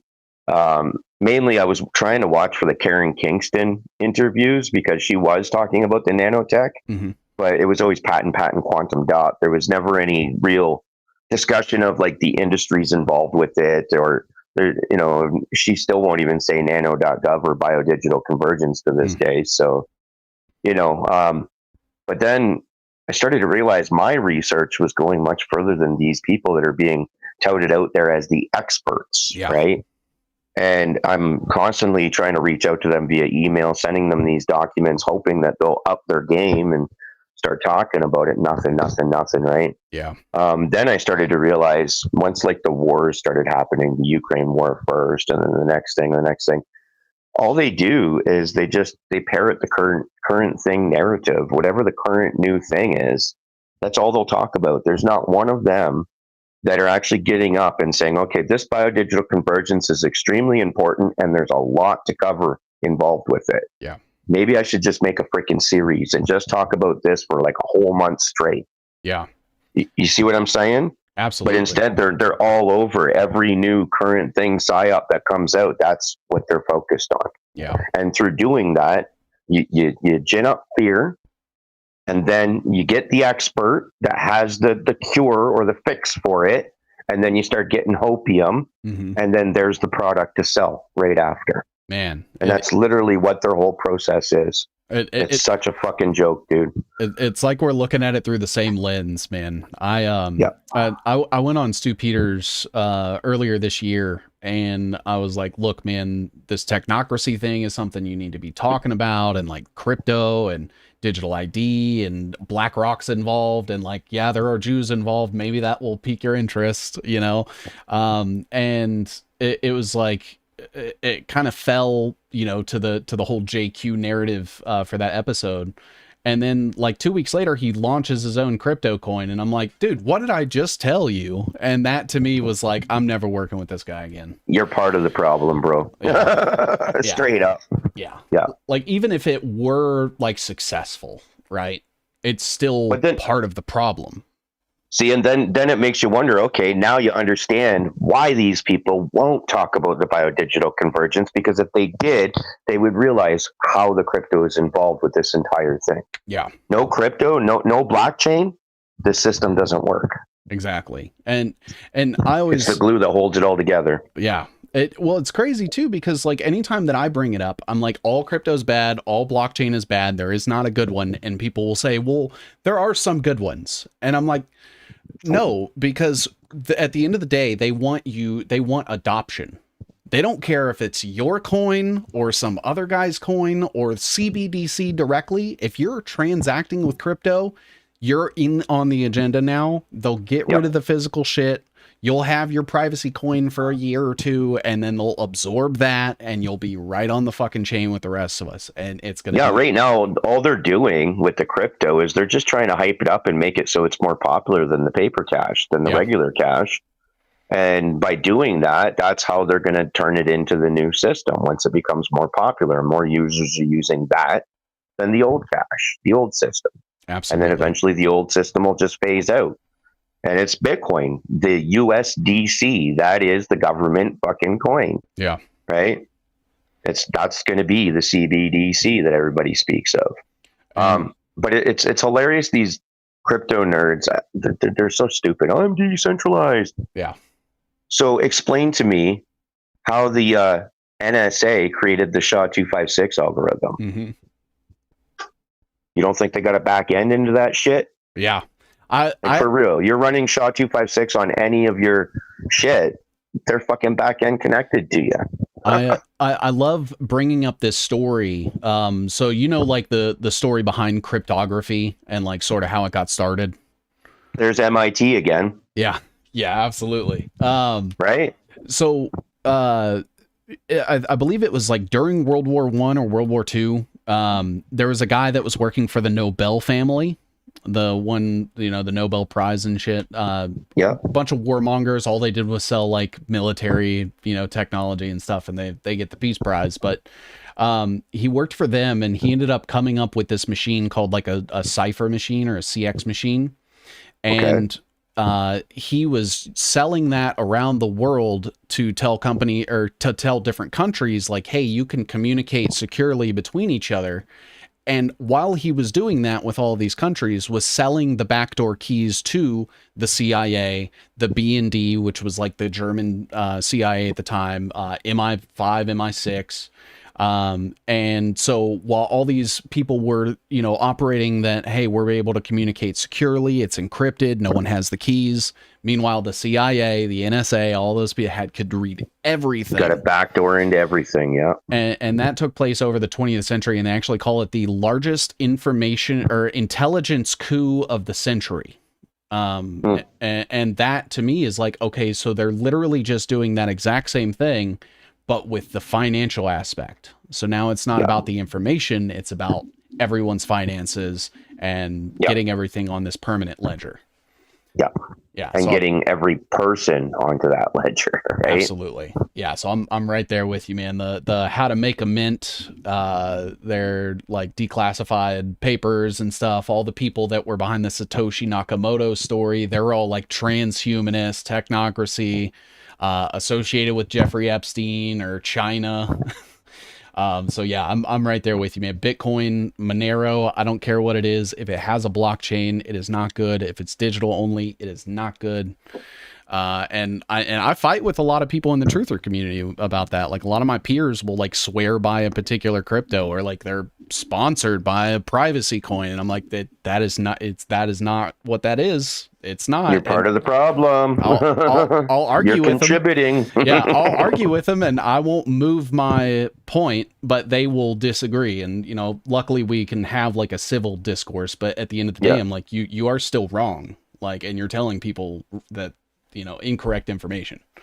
You're still wrong, and you're using the NSA SHA-256 algorithm. Yeah, absolutely. So you're working with the NSA, whether you realize it or not. Yeah, dude, spooks Right? Everywhere. Yeah. Yeah. All right, so I did have that the FDA's approach to regulations of nanotech up. Sorry about that. We got into a little bit of the wellness company and like fake influencers. Another thing I could talk about, because they're helping with the brainwashing and shit. I try to help lift the veil, but it seems like it just gets me a lot of hate. But whatever, I'm gonna keep doing it. They're keeping you looking for love in all the wrong places. Yep, absolutely, man, absolutely. Yep. So Shawn, what's next here? Let's scoot over to that "Can Genes Be Patented" document, the medlineplus.gov. Okay. So I get this all the time, like, oh, they can't do that, they can't do this because it's not law, it's illegal, or blah blah blah. Okay, we'll talk about that for a second, because it certainly seems to me like all the Lawfare is already designed in such a way, with the certain steps that they've taken along the way, that even if you tried to bring Lawfare against the things that they're doing right now, you're not going to win, because you're not going to have the full picture, for one, unless you're showing the BioDigital Convergence global standardization documents. But yeah, anyways, so can genes be patented? And then just start from the second paragraph down. Yeah. So it says on June 13th, 2013, in the case of the Association for Molecular Pathology versus Myriad Genetics Incorporated, the Supreme Court of the United States ruled that human genes cannot be patented in the United States because DNA is a product of nature.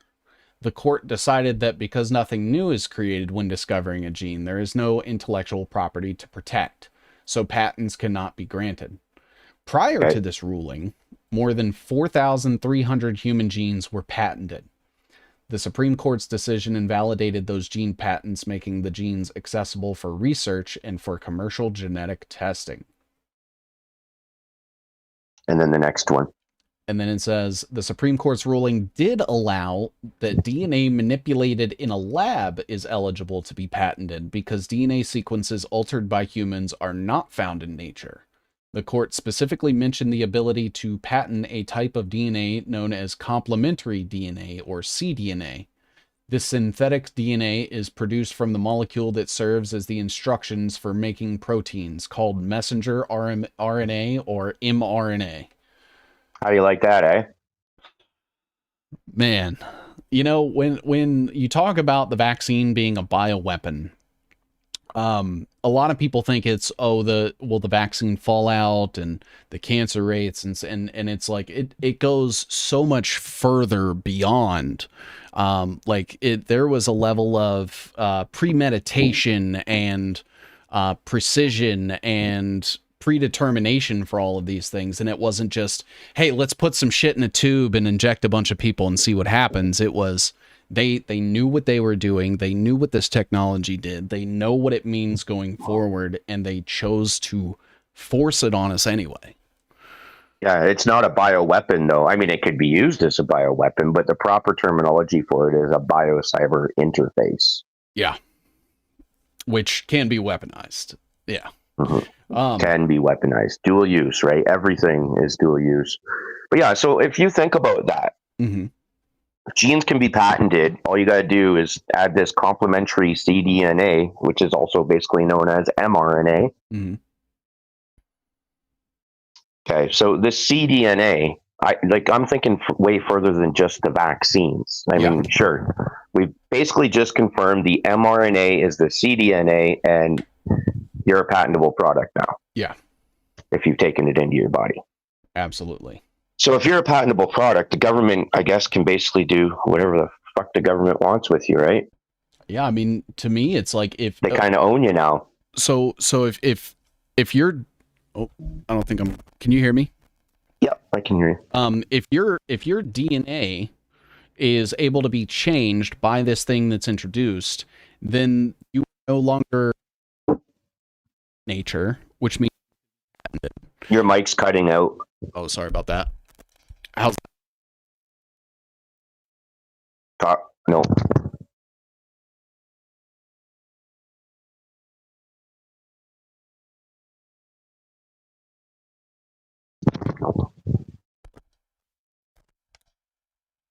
How about now? Nothing. Hold on one sec. How about now? There now, yeah. Okay.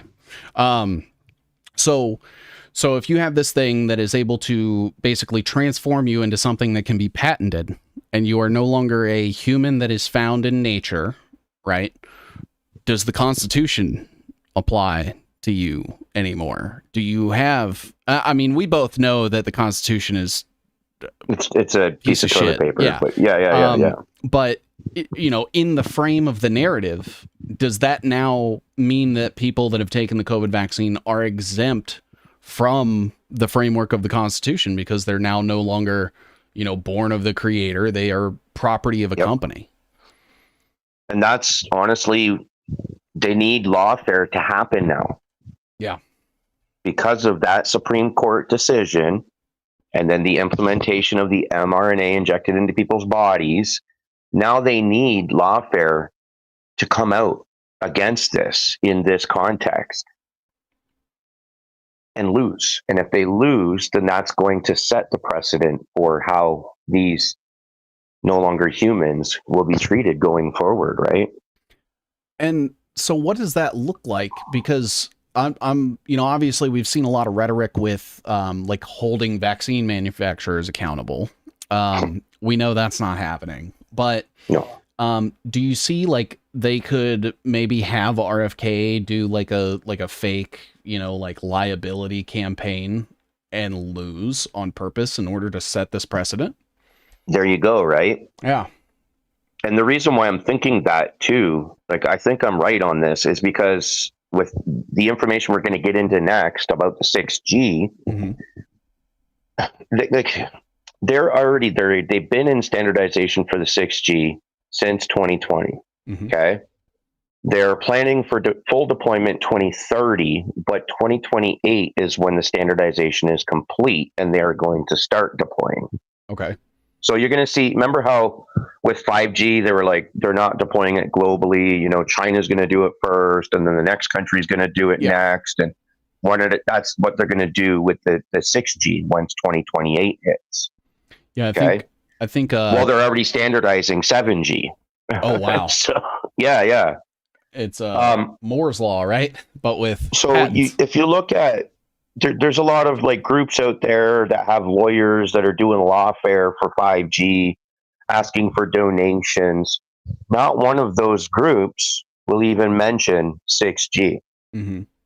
And I've got people in my community out there targeting those groups specifically with these 6G documents directly from the International Telecommunication Union, showing the standardization that they're doing for it. So they're directly targeting these communities and trying to drop those documents into their comments everywhere they can see them. Mm-hmm. And not one of these people doing lawfare for 5G will even mention 6G. Jeez. So it seems to me like they're intentionally going to lose on the lawfare for 5G while 6G is being deployed, keep everybody focused on the 5G. So we successfully deploy the 6G, mm-hmm. and then you're going to start hearing about lawfare for the 6G, a year or two after it's already fully deployed. And so we're looking at like, so there's no getting out ahead of anything and actually trying to stop something. Yeah.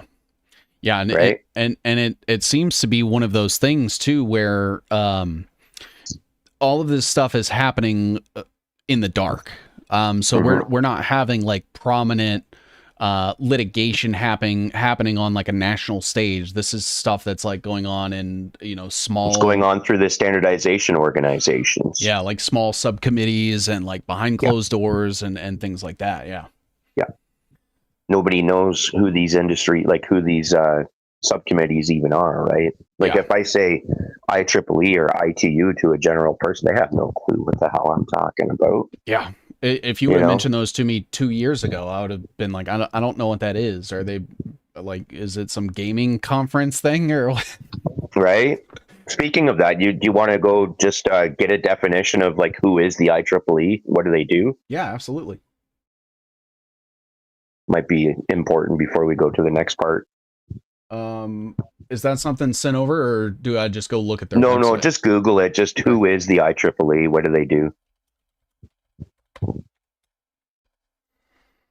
And so it says here, the IEEE is the world's largest technical professional organization for technologists, including engineers, scientists, and students in the electrical, electronics, and computing fields. And so, in my opinion, like I've kind of framed it this way, the IEEE is the WHO of technology. Yeah, 100%. Okay. Yeah, anything electronic. Okay, so let's do one more. Who is the IEC? And it looks actually type who is the IEC and then BioDigital Convergence.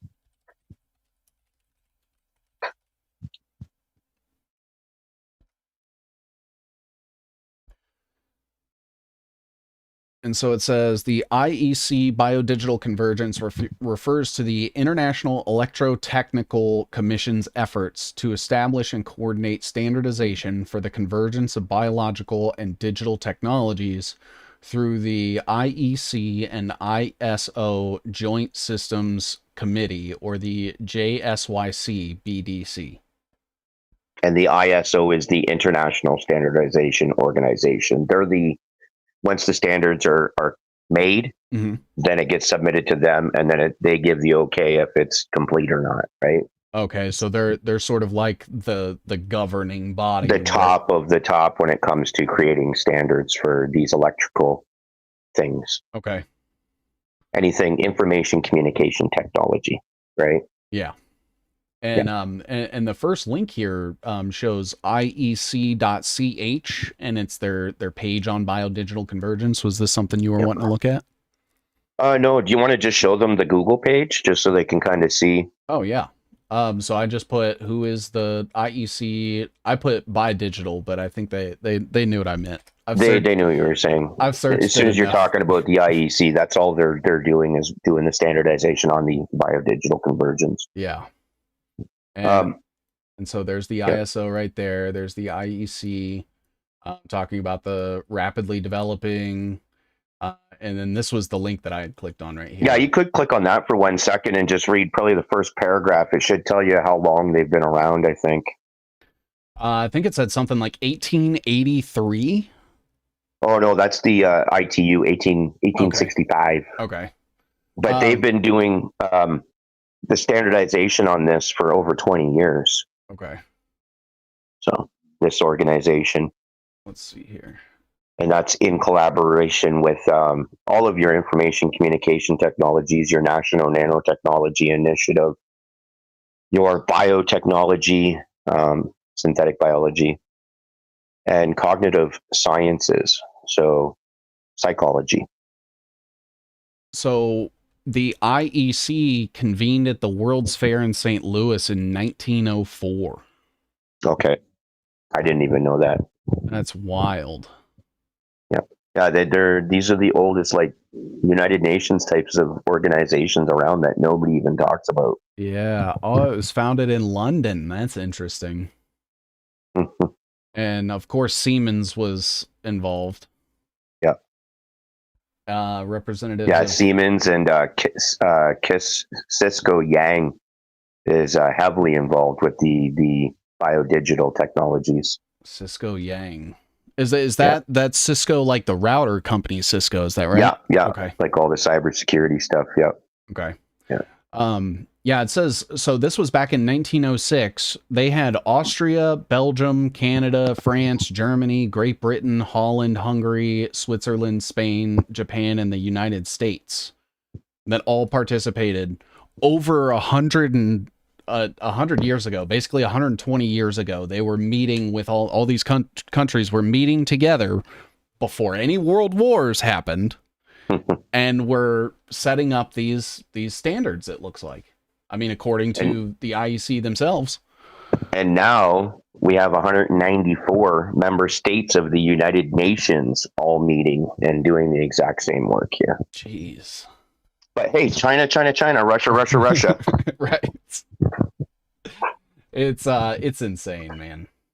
It's insane. Just don't look at Israel Innovation Authority and you'll be good. That's it.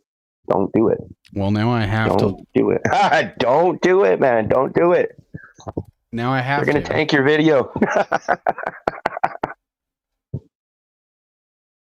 I probably just got my like 200th flag on a Palantir database somewhere. Yeah, there you go. So these are the people that are actually running the bioconvergence revolution because it's led by Israel. From spark to scale. Interesting. Everything the IEC is doing with that biodigital convergence standardization is coming from here.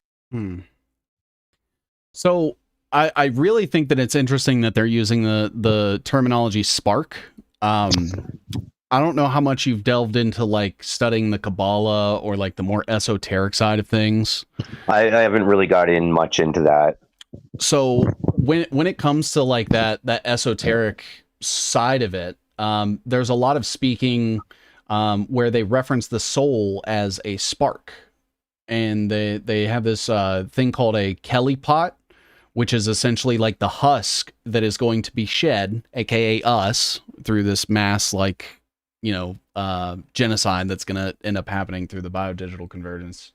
And that is what is going to bring us into the golden age, or the new tomorrow. And they kind of bring in like the religious aspect into it as well. So like treating, what is supposed to be like the apocalypse or whatever as like a good thing, because now they get to kill everybody and be in control of whoever's left.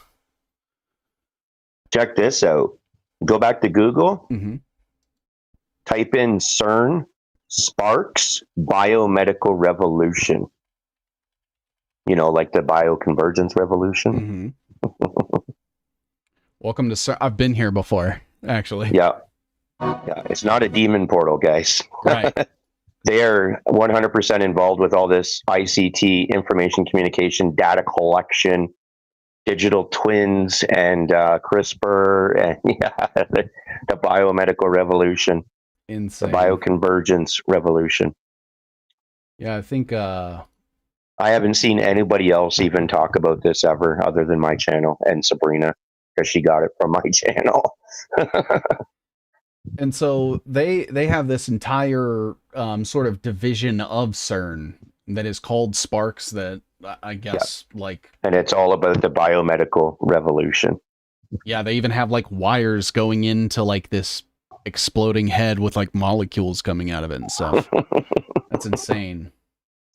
Yeah, they've had databases on people since 1939, as far as I know so far. So, jeez. Sure, it goes back further, but yeah, as CERN.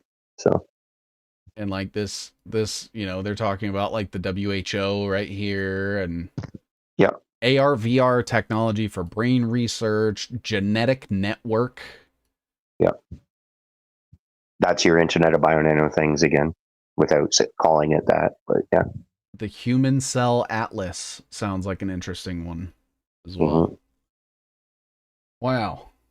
If you go back to the Google page, this is if you scroll down just a bit to where the videos are. Yeah, that top video, the top one, the long one. Is it the that Jane Metcalf one? Okay. The Jane Metcalf. It's a long video. Like, we're not going to watch it right now, but I would suggest anybody just type that in, CERN Sparks Biomedical Revolution, find that video and watch it, because they tell you exactly what their plans were. I feel like I've heard the name Jane Metcalf before. Yeah, I thought I heard it before seeing that too, but I don't know where. Let me check really quick. I just need to search her name. But yeah, that one there is pretty important. Yeah, video. She's in my web. Let's see here. Sorry. Oh, she is, eh? Yeah, so she is part of something called the Human Immunome Project. Okay. And that is Linda Avey, who is over 23andMe. She was the co-founder with Ann Wojcicki, who was Sergey Brin's ex-wife. So Google, you know, they're all connected, eh? It's just insane. Like, it all just comes together the more you dig. Yeah, I gotta show you this really quick. Hold on. Let's see.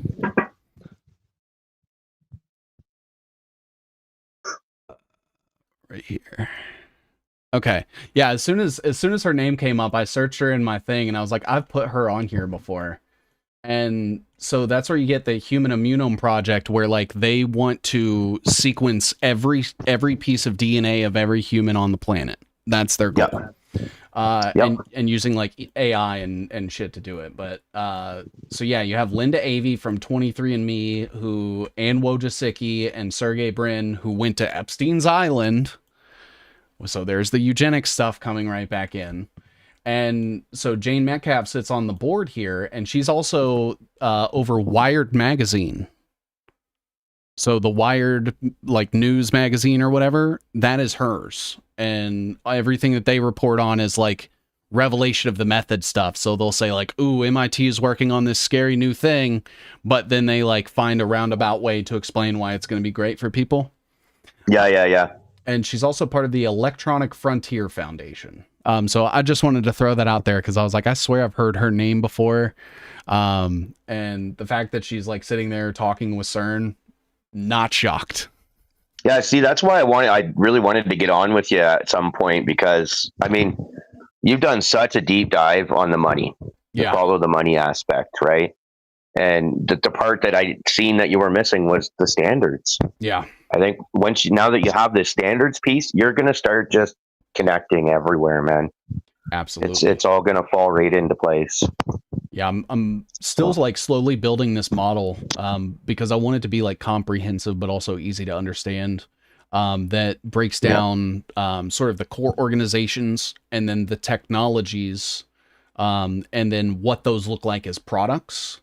And so that way you can kind of like work your way backward, I guess, to kind of tell like where we're heading and the things that are going to be coming at like what the next smartphone will be, you know, based on like what they are describing in these papers and stuff. So people will have that that forethought sort of information so they can make informed decisions. Mm-hmm. Mm-hmm. I love your little web, the way that you do that. It's impressive. It's impressive. Okay, do you want to start going into some 6G stuff now, or? Yeah, absolutely, man. All right. Do you want to jump to Google for 1 second first? I can do that. And then just type in, who is the ITU? Let's see here. Because we're going to talk about them now for a second.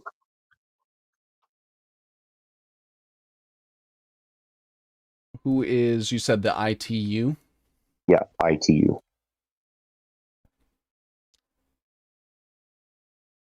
And so it says the International Telecommunications Union is a specialized agency of the United Nations responsible for many matters related to information and communication technologies. Established in 1865 as the International Telegraph Union, the first formal and permanent international organization. Oh, that's crazy. Yeah. 160 years ago. And it was essentially so this kind of predates like the United Nations, the Geneva Convention, all the it's the oldest organization of the United Nations. Yeah, that's insane. It's insane, eh? Yeah. So there's everything that has to do with all telecommunications, all information communication technology. The standards start there. Okay. Starts with these guys. And it looks like ITU. And then it gets then it gets pushed out to the IEEE and then the IEC and then eventually the ISO once the standard's complete. And so the ITU is kind of are they sort of the ones that set like the baseline, and then the IEEE sort of builds on top of that and then submits to the ISO for the final? Okay. Yeah, they set the baseline and they basically pick and choose what is the next technology we're going to work on. You know what I mean? Yeah. Okay. Yeah.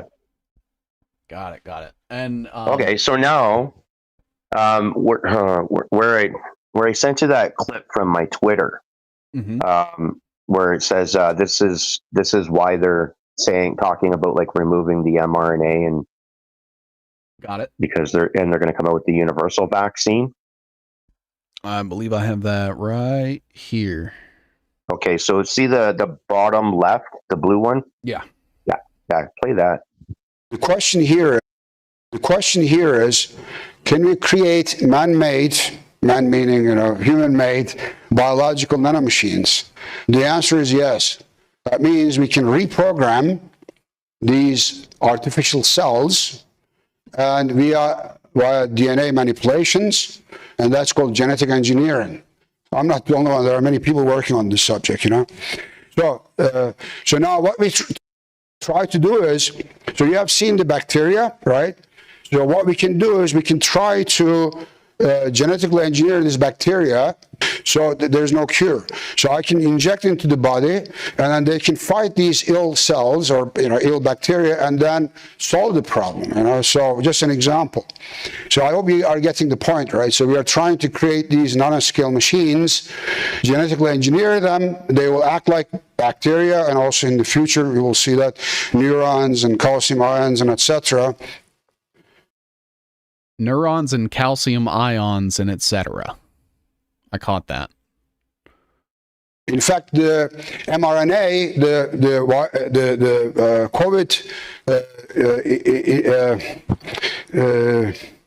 COVID injection is exactly based on this idea. So all these fluids, right? There are nanoscale machines inside, right? So when you look inside,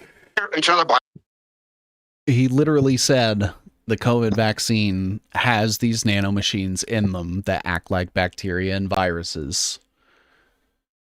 And other things, these are for the health applications. I did also a lot of research on that the last 15 years. Bio-nanoscale machines, but these are for the injecting into the body and always monitoring the health problems. And that is also really going really well, like with these COVID vaccines. It's going that direction. These mRNAs are nothing than small scale, nanoscale machines, right? They are programmed and they're injected. and then Internet of Nanoscale things. So those will be part of 7G and beyond, right? More like the 7G after 2025, 2030. At the beginning, you mentioned the network is two-way. So if the network communication is two-way and we can reprogram the bacteria we are putting inside the body, we have a huge risk of security over there. This part is the cyber world, right? Hopefully, people will behave nicely, but that's not the case, unfortunately. You're right. So now somebody can come and then really reprogram you and kill you even, Reprogram you and kill you. That's what I heard. So these bacterias we're programming and putting inside the body, we could reprogram them inside the body because the connection is two-way. It's dual use, right? So they're reading from and they're able to write to, which they call actuation. So why was this clip important? Let's go back to Google for a second, bro. Mm-hmm. So now type in Ian F. Achilles, and it's A-K, yeah, Achilles there, yeah. Ian F. Achilles, ITU. Yeah, you'll see the ITU link. Yeah, right there.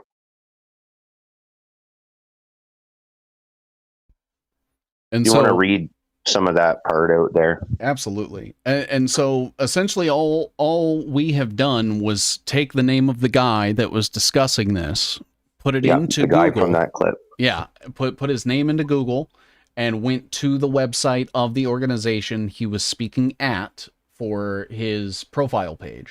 So who he's speaking on behalf of. Okay. You'll once you read this part, you'll understand what I mean. I see.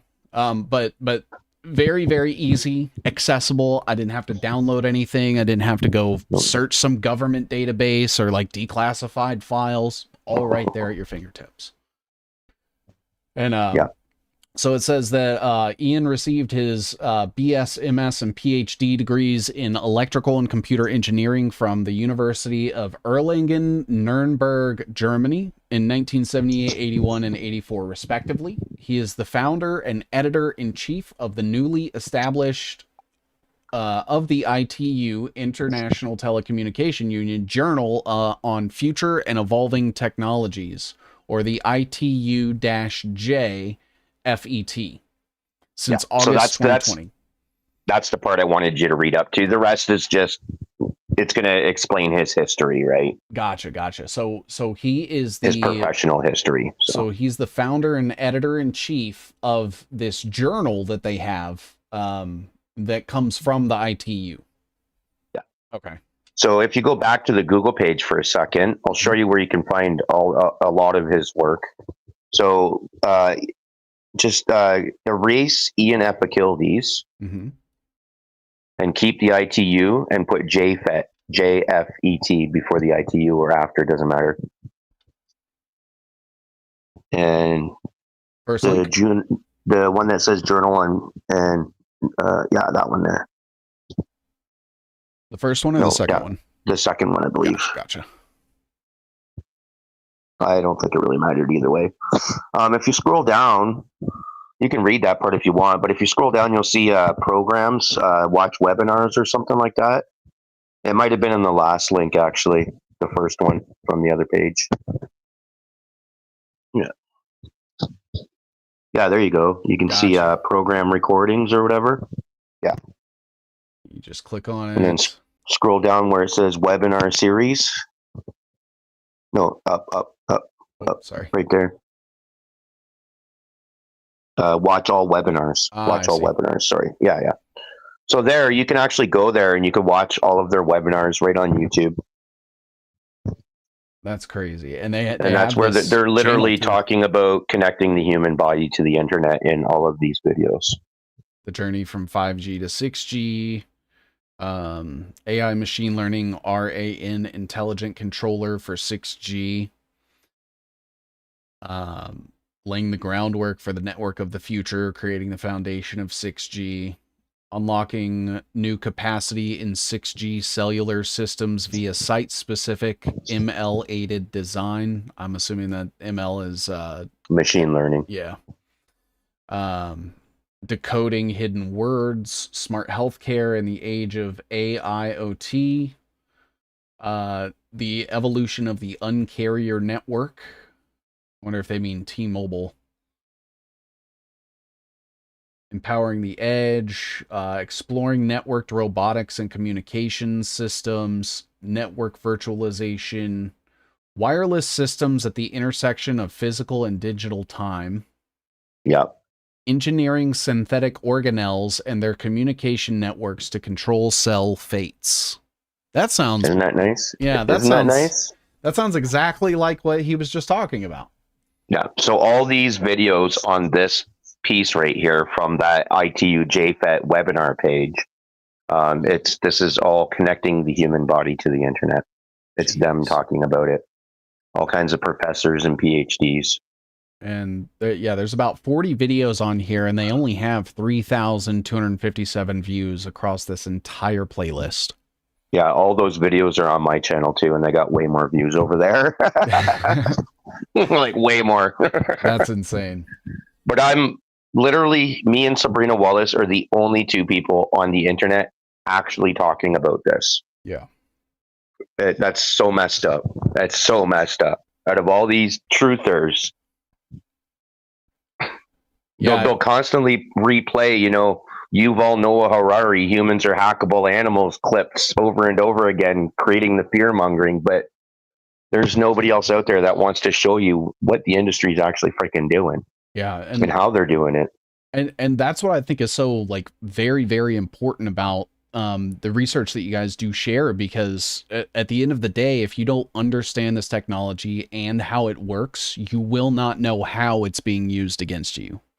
Yeah, and then you have to understand how it's being physically deployed, like at different times that it's being deployed, what it's being deployed through, that's where the BioDigital Convergence standardization document is so absolutely important for anybody to read, because if people don't understand these things, they're going to fall for every new product, every new narrative, every new policy,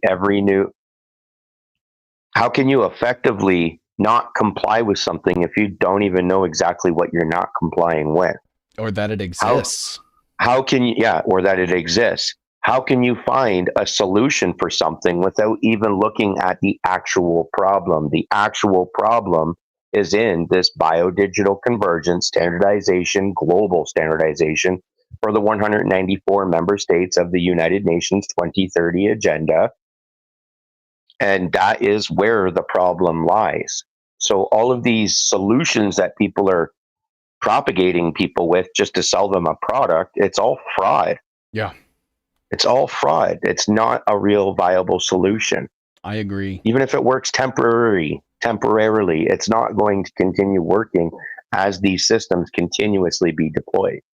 Yeah, I tell people I don't have anything to sell anybody. I'm actually a terrible salesman.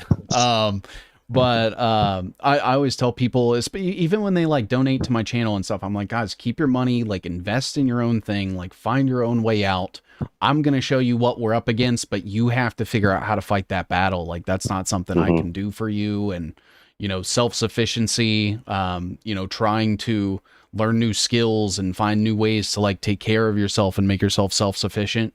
That's all I can really ask people to do, with this information, is just learn and make your, improve your skill set, and become situationally aware. Yeah. Yeah. Right? With no situational awareness, you're going to fall for everything. Absolutely. At the end of the day, that is what's most important. I don't need the money. Is it great to get the support? Absolutely. But I wish people would just keep the money for themselves. I don't need it. People like Candace Owens don't need it. Keep your money and invest in yourself and try to implement plans and things to at least mitigate these things. Cause I start to talk about this stuff, and I'll get on with somebody and I'm like, guys, none of this really even matters. There's so much bigger scale going on, and all of the governments are in on it, and they start to call me black pilled, or they say I'm fear mongering people, and in my opinion, it's if we can't even have a like a frank discussion about where we actually are, then we don't stand a fucking chance. Like, yep. You know, so it's like this nanotechnology being around since 2000, and we still haven't had a fucking discussion about it in 25 years. Exactly. Yeah. No wonder why we're so fucked. Yeah. Right. Yeah.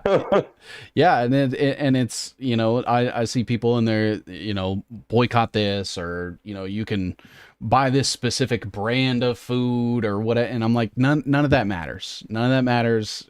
BioDigital Convergence need to be discussing that at the forefront, because it does impact everything, not only us today, but every generation after us in perpetuity, you know. And that's the thing I don't understand is, you know, some of these people have kids that are going to be victims to this system, and they either turn a blind eye, or they, like you were saying, they get bought, or they get fear mongered into just ignoring it. And I don't see how that's possible. Like I couldn't, you know, as a parent, like know what's happening and going on, and just keep your mouth shut. Exactly. I'm a parent and I can't. So yeah. Could you imagine if we woke up tomorrow and the Stu Peters, the Maria Z's, the Alex Jones, the fucking, you know, whoever, all these truthers actually talked about this? Yeah. For like an entire week, every single one of them, just a week, you know, how fast the world would wake up. And to boot, all these people that are doing Lawfare, like 5G Lawfare and shit like that, that would make these documents completely accessible to those people, that they could just go pull these documents and they could start using them in their Lawfare. Yeah, absolutely. Because these are all their government documents. And I think that's what's most baffling to me is, like, we're not going on some seedy dark web to find like information we're not supposed to have. They are, and these aren't blogs, you know what I mean? Yeah, like these are the institutions that will be enforcing these policies, putting them out there in the open, plain English for everyone to see. Like if you, it's for anybody to read. Yeah, if you have an inclination, like I urge my audience today, like, please go look at any of the things that we've looked at. Go look up the IEEE, go look up the ITU, the ISO. DARPA is always a good place to start, in my opinion, as well. And go see that, like, we aren't the ones coming up with some theory. We are just explaining what they have said they're going to do. Yeah. That's it. But we get Speaking looked at of like DARPA, the crazy ones. Let's go back to Google for a second. Right.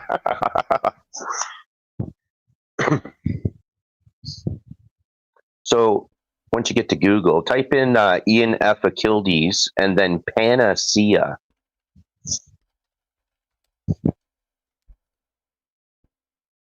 This right here. Yep. So it says Panacea, an Internet of Bio-Nano Things application for early detection and mitigation of infectious diseases. So you remember that visual from that clip that we played with Ian F. Achildes, straight out telling you that, you know, you look inside these vaccines and they're mRNA or these little nano machines. And then that last clip before it ended, where they're talking about if we reprogram these bacteria we're putting inside the body, right? And then, you know, people could kill you even, right? Yeah, this one. That visual right there is that Panacea. And so this is including neurons, hormones, molecular motors, bacteria communications. Calcium ions. Yeah. That's what I was saving that one for last, because I was like, you remember I brought up the calcium ion thing.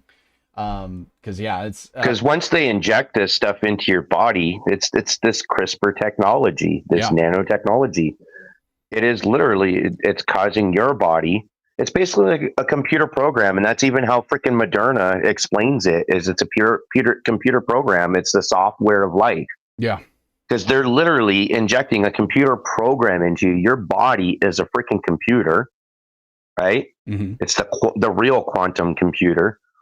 And they get this shit. The cDNA is the program, right? Whatever they program it. and then they get it into your cells. Because of the CRISPR technology, it's causing your cells to spit out what the doctors are calling spike protein, these spikes. And that's the things that the infrastructure around us, like our LED lighting, the terahertz waves, it's able to read those spikes, right? But it's not only able to read them, so get the biosignals from you, it's also able to write to those spikes. So they can reprogram this computer software that's injected into your body, which is self-replicating, self-assembling, that's the definition of freaking artificial intelligence. Yeah. It's a program that's programmed to carry out a specific task. Yeah. That's AI. That's AI inside your body through this CRISPR technology, causing your body to start spitting out these programs from its own cells. Yeah. Turning your body into basically a bioreactor. And so essentially what happens is, like, slowly over time, every single piece of DNA that you have has been impacted. Inside your body is going to become part of this computer program. Yeah.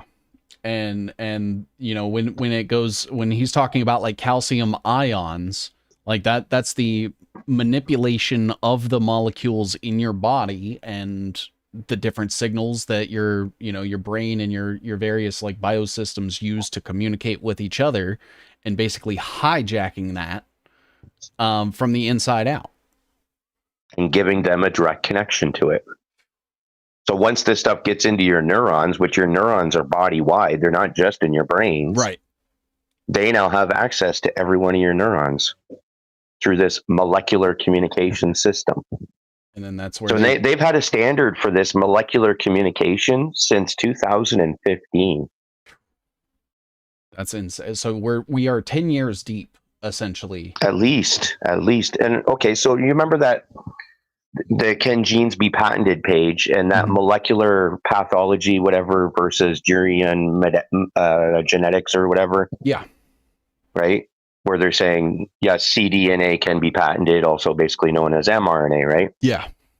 So now that was 2013. Now they also deployed something called a wireless body area network. And in the beginning, it was for the healthcare setting, but now that has grown. Can you go to the link for the one that says FCC is monitoring the health problem. W-band and then 60 W-band? Yeah. So the FCC deployed this wireless body area network in the healthcare settings to begin with in 2012. And then now in 2021, they're now using it as a global. It's scaled up. And it's part of the internet infrastructure. And that makes your body part of that internet infrastructure. So now 2013, they're like, oh, genes can be patented with the cDNA, mRNA. 2012, they deployed this, and all of the research that I'm finding on the Internet of Bio-Nano things from that Ian Epikildes from the ITU, him and his PhD students, now partners, their Internet of Bio-Nano things research goes all the way back to like 2010. So it's been like a piece by piece, connecting it all together, deploying piece by piece, and then now it's merged into one system now, right? Into your 6G. So, okay, there's the Twitter post. Where's the Twitter post? This one right here? Oh, okay, also, yeah. Okay, so you see that, do that one next. Okay. I'm trying to do it like in order. Yeah, right to the right on the top. Body is really to the right on the top. It keeps auto playing. Yeah, that one there. Yeah. Okay. Good morning. Thank you all for being here with us today. My name is Barry Wolfman. I'm the Chief Executive Officer for George Washington University Hospital. I'm honored and glad to be able to welcome you to this event. We're here today to discuss medical body area networks, or Neurons, which is like a Lawfare.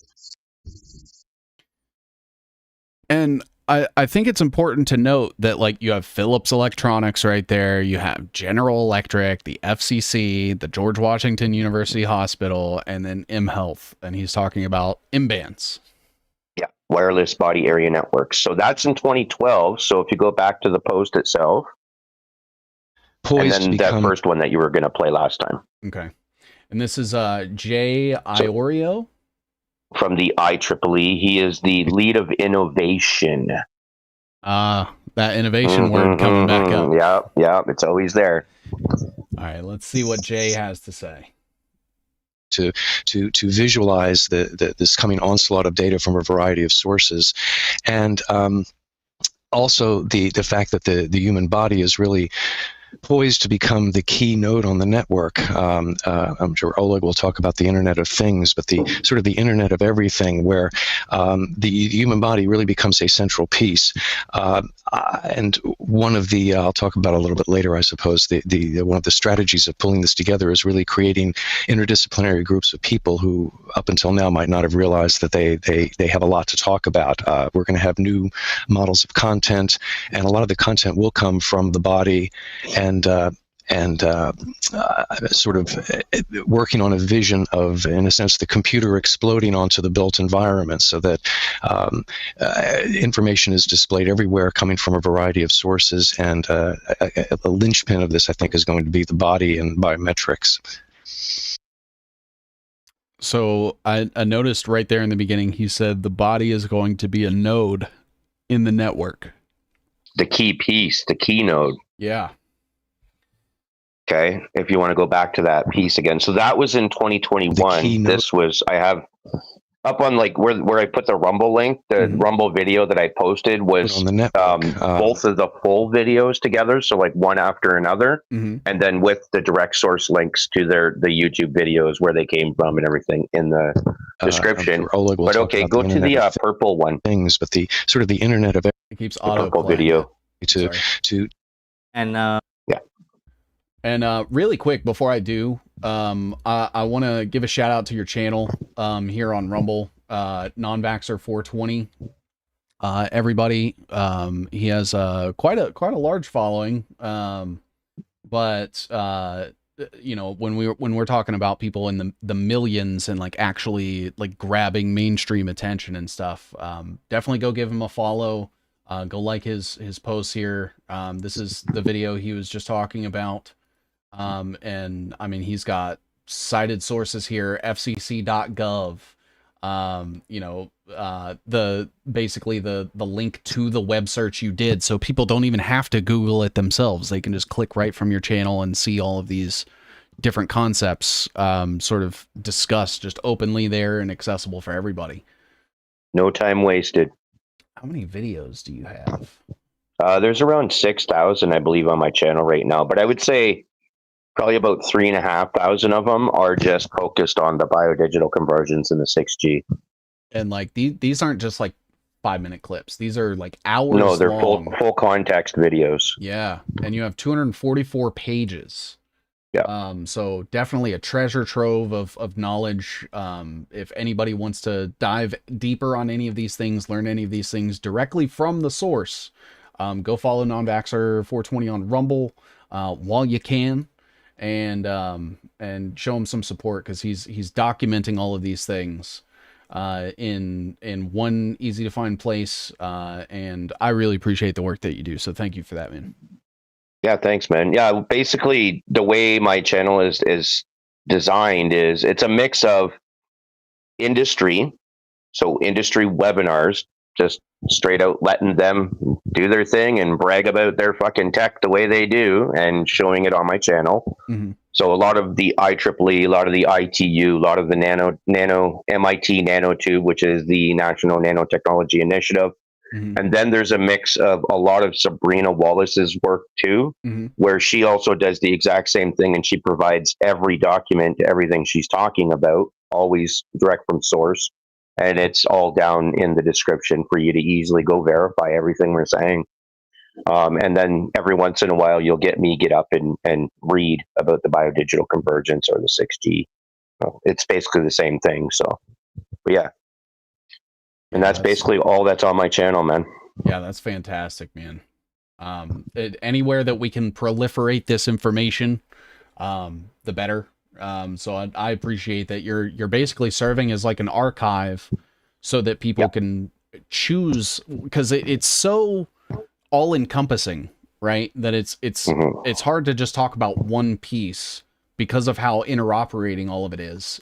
So this is a way for people to literally go learn for themselves. It's not you like filling, you know, the time on these videos with, you know, your own speculations or rhetoric or anything like that. No narratives. Literally just here's this guy talking about this word for word what they're saying, man. Exactly. Yeah, I respect that a lot, man. Thank you for that.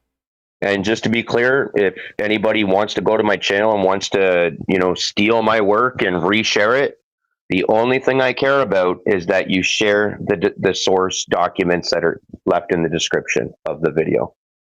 And so that's the only thing I care about, is that people share sources, man, because we got a huge problem with people not sharing sources out here and keeping everybody running up and down fucking rabbit holes all over the goddamn place. Can't figure nothing out, you know? Absolutely.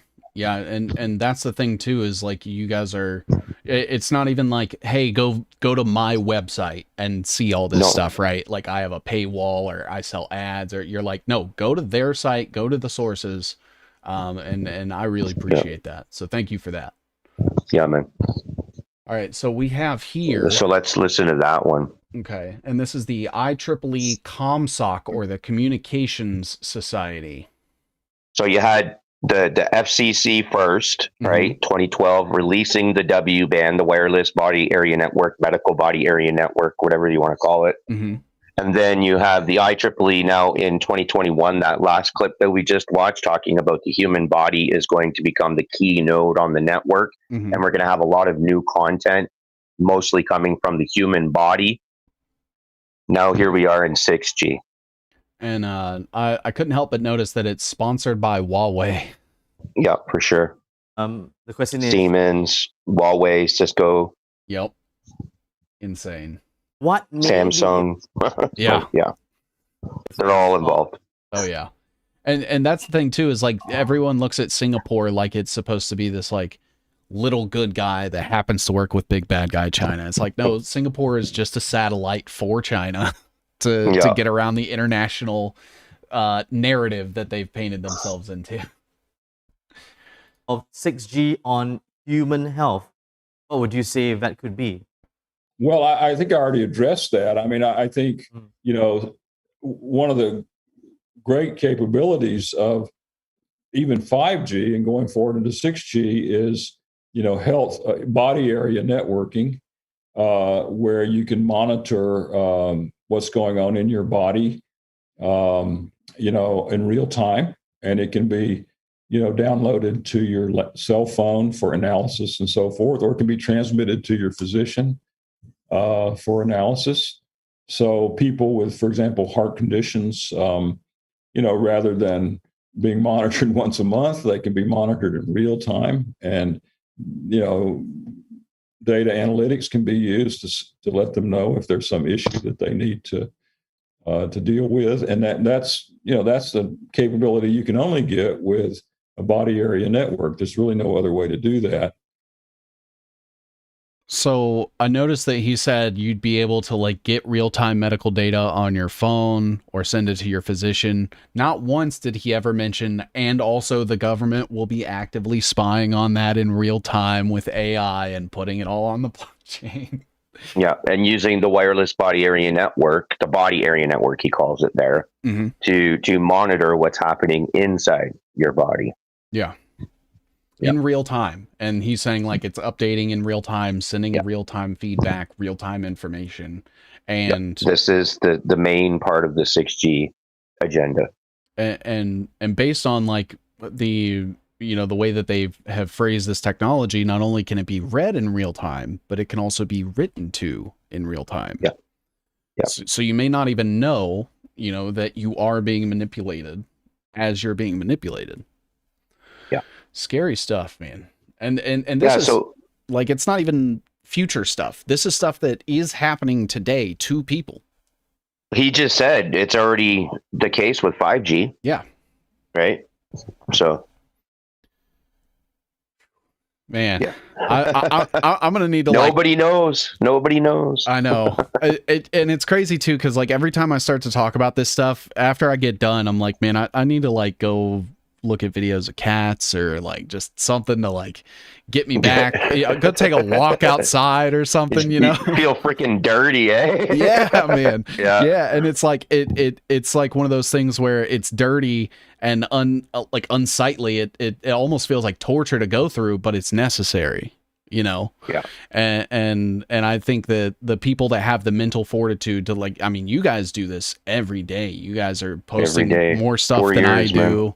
Yeah, you guys are consistent with it. Like sometimes you'll send me posts.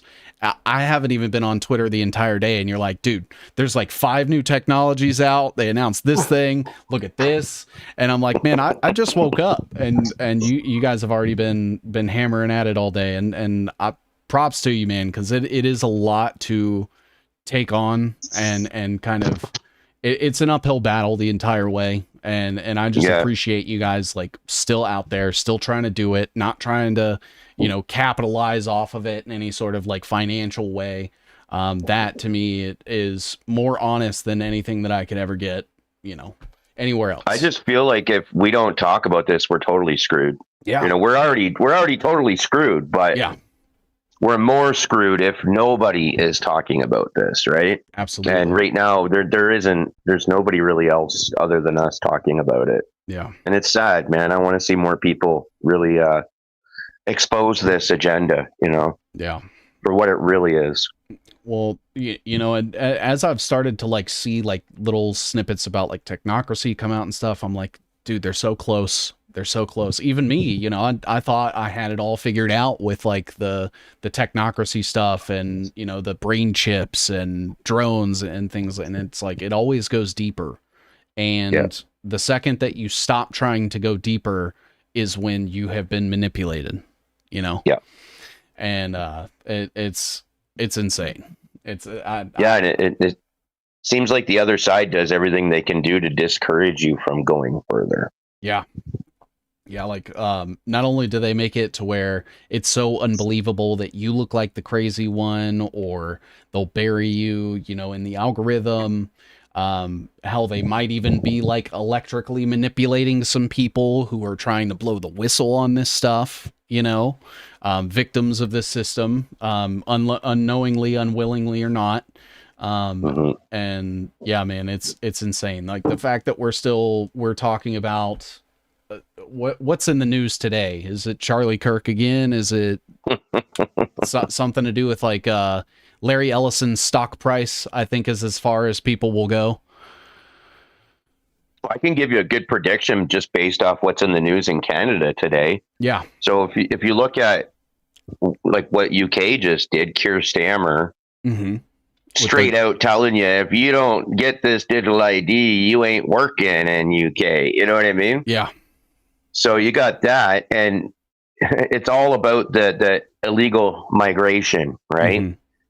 So if you've been paying attention to the type of propaganda they've been putting out UK based over the last year and a half, it's all Indian propaganda. The Indians are coming by the boatload, right?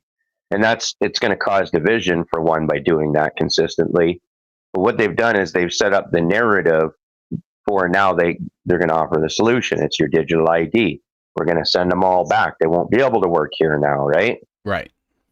So Canada, I've been noticing the exact same propaganda process with it's all Indian propaganda. It's the Indians are doing this, the Indians are doing that. You know, there's so many of them here now. There's thousands more coming tomorrow. Like constant propaganda like that in Canada, and it's been that way for about 3-4 months now. So I can see that Canada is coming very close to doing exactly what the UK just did. Yeah. Like we're probably going to be one of the next countries. So when it comes to like the United States, like we are sort of in like this interesting conundrum that I've kind of seen where like the H-1B visa and like the visa program is a problem, right? Digital ID won't do anything to solve that, because we have more people that get systematically immigrated here through like NGOs and nonprofits and things like that, through like the Soros network and even some networks on the right as well. And they bring these people here legally. And so everyone's focused on the legal immigrants and saying that digital ID is going to solve that. And then all of these people are still going to be coming over here on visas and getting their digital ID, and everything's going to stay like the same. They're going to bring them in to run the data centers for pennies on the dollar, and digital ID won't get us anywhere but in another database. Yep, that's all it is. And it's the merging. Like, if you really look at it, we're already all on digital ID of sorts. Oh yeah. And I would say it started when the push for online banking, the push for use of credit cards, the push of everybody has to have a credit score. You can't even rent a freaking apartment. Like, that's all part of a digital ID. The only thing this app is doing is merging it all into one place. Yeah. Right. And it's accessed and controlled by the government. Yeah. Instead of having to go through all of the third parties of the government trying to extract the data from these corporations. Yeah. To have all these different applications, right? So really, since like the mid 2000s, I guess we've already been building this digital ID system. Yeah. And now it's just that one app. Once they merge it, then you're like locked in now. And but people are freaking out about this, and I mean, yeah, you don't want to do it. You want to try your best not to take part in that any way, shape, or form. Yeah. Because the more that take part, they're going to get away with it, right? And fully deploy it and fully implement it and mandate it. But what people aren't seeing is that that's only one step in their overall plan. Their overall plan is to have your DNA merged with this database, and it's going to be DNA-based ID, DNA biobanking. Yeah. Right. And then that's where you're eventually the universal basic income is going to come in, because robots have taken all of our jobs and AI is doing everything else that the robots can't do. And you know what I mean? Right. Yeah. So absolutely. It's just one more step in the entire overall plan. Here's it's interesting that you bring up like the FICO credit scores and like online banking and stuff like that, because you remember the Kleiner Perkins company I brought up earlier? Yeah. So I actually did some digging into Ripple, the crypto company, and I'm going to show you just some of these connections here. I think you'll appreciate them. So the guy that invented like online loans and the e-loans essentially, which then spawned off the free FICO credit scores, he is part of Ripple Labs. His name is Chris Larson. I've heard that name before too. Yeah, he's in my part research of, somewhere. He's part of the Electronic Privacy Information Center, EPIC, which I'm sure you have dug well into. EPIC, yeah. So he's over Credit Karma, which is owned by Intuit, the TurboTax company or whatever. Intuit was seed funded by this John Doerr guy who went to Stanford. He worked at Kleiner Perkins. He is on the President's Council on Jobs and Competitiveness that Donald Trump ended up passing after COVID. Of course. Yeah, and like he's connected directly to that Kleiner Perkins company. I believe he's still with them. Yeah.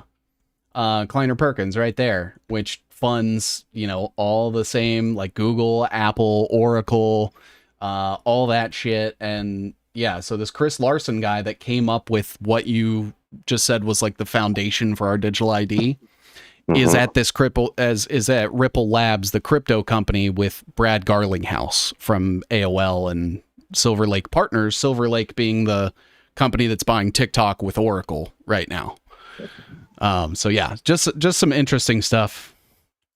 Interesting connections. It's funny too, like, because it all goes into the blockchain. Yeah. That's everything. Yeah. Everything Trump is blockchain. Go to Google for a second. All right. And type in mine crypto with your heartbeat and then VIVO.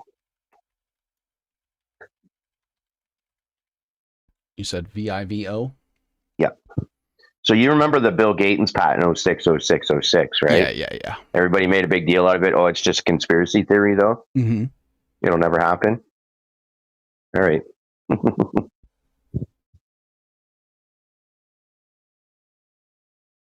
Where's the web pages? Oh, you're in the are you in the video section? Oh, there you go. This one? Yeah. Yeah. Ryan and Sal brought this up very briefly. So this here is off of this 0606 patent technology. Okay. So now thinking RFK Jr. at the subcommittee on wearables saying that, it's mine and Trump's agenda to make sure every American is wearing a wearable within the next 4 years. Okay. This wearable technology that's allowing you to use your heartbeat to mine crypto, it's working off of intra-body technology and the W-band blockchain. Okay. It's got, there's no extra like program or anything in this particular wearable than all of the other wearables that everybody else is wearing. Yeah. It's just that they are allowing it to link to this blockchain. Yeah, and then allowing you to receive payment for it, for the data you're providing, right? And so what? So it's like a snap of a finger after every American's wearing their wearable, and they're mining cryptocurrency off of every single American. So if you think about that, doesn't that set up a perfect stage for a universal basic income? Oh, absolutely. Right? Absolutely. And so I'm pretty sure that's what their direction is going to be going from here. And so I actually have an interesting sort of proposition here. So this whole thing with the Tylenol shit that's going on right now, right? I think that they are kind of using that and sort of the vaccine a little bit to basically neg like human doctors, saying like, hey, your doctor should have known, should have never told you to take Tylenol when you were pregnant. Like if they did, they should have done their homework. We can't let humans make this sort of error. So we need to have AI do your practitioner stuff. Bingo. And here's the other part is, okay, so we have AI doing it. How are we going to keep it secure and private and keep HIPAA in contact? Well, what if we put all of it on like a decentralized, encrypted technology that sort of records everything, and then it's crypto, it's blockchain. And then let's take it one step further. DNA is a great data storage medium. So then we link your secure data to your own DNA. And then basically you become a walking, you have the ultimate encryption now, right? Yeah. That's literally what they're doing. Yeah. That's how they talk about it in these 6G webinars and papers. So and so essentially they'll be not only reading and writing everything, storing it physically in your body, and also harvesting energy off of you to power this entire network and transmit those signals. Yeah, so you're the antenna, you're the energy harvester, and you're also the storage medium. And you're the server. You're your own server. It's interesting when like you bring stuff like this up, because people will say like, where are they going to get the power for that? And I always point back to like, those antenna that you just plug into the back of your TV and they don't need power, and they can just use ambient backscattering. That's essentially what these are. That's what this entire system is based off of, is backscatter. Yeah. And so it becomes this thing where, they don't need you to like insert a battery into like your body or anything like they can just work off of the functions that there are, harvest, what is it? Like the kinetic energy, I guess, from like your heart or different movements within your body. They have that like actuation technology. Yeah. And so this VYVO smart chain, it essentially, like what you were kind of saying was, we'll get everybody on blockchain. We'll set up universal basic income where you'll maybe get paid for the data that they harvest from you. More likely, I think they'll have like some sort of standard like payout for everybody, and then have penalties on that based on like, you know, pre-existing conditions, or hey, you had this negative thought, or you know, you were at this location, you were near this person, thanks to like the contact tracing, you know, technologies that we already know exist, and so on and so forth. And then you got insurance companies that are going to have complete access to all that data, so they're going to price your insurance plan based off of that data. And we already know they're using AI now because of like the United Healthcare stuff. So it's, and then, you know, I just recently posted about the bills that they're starting to implement where it's like, you know, AI, they're going to legalize replacing your doctor with an AI program. And it's going to make all of this stuff above the board. And like, you posted that document actually. Yeah. It's the Healthy Technology Act of 2025. Yeah. I've been following that since January, and I'm like, guys, this is they're basically usurping the first of all, the medical industry's fucked anyway and corrupt anyway, but they're taking what that is and the influence that it has and the power that it has in the world, and they're like cooing it basically with technology. Yep. And you look at what they did with the mandates. So during the mandates, anybody that did have had a spine or had morals or a conscience or common sense, they left their job in the medical field, right? Any field. And what did they do? They had DEI hiring going on the entire time. So now they've replaced all those people with completely unqualified fucking people that are power hungry, that are going to abuse the system in order to keep their power, which we see them doing. We see it on the media all the time, right? Even in politics, right? So they've done that intentionally, knowing that those DEI hires that they replaced, the good people that walked away that wouldn't stay, they've replaced them with these DEI hires, knowing that they're just going to all get pushed out of the job soon enough anyways, because we're going to have the AI nurses, and then suddenly it's going to merge into the AI doctor, and then suddenly all your healthcare needs are done online. And the only time you see a real doctor is if you got lots of money and you pay the big bucks for privatized healthcare. Absolutely. If you're on the government healthcare, that's all you get. You get the AI shit. And I've made it a point before to say like AI is the like boogeyman immigrant that we've always been warned about, that is going to come take your job and violate your space and infiltrate your community. Like it doesn't need to be paid.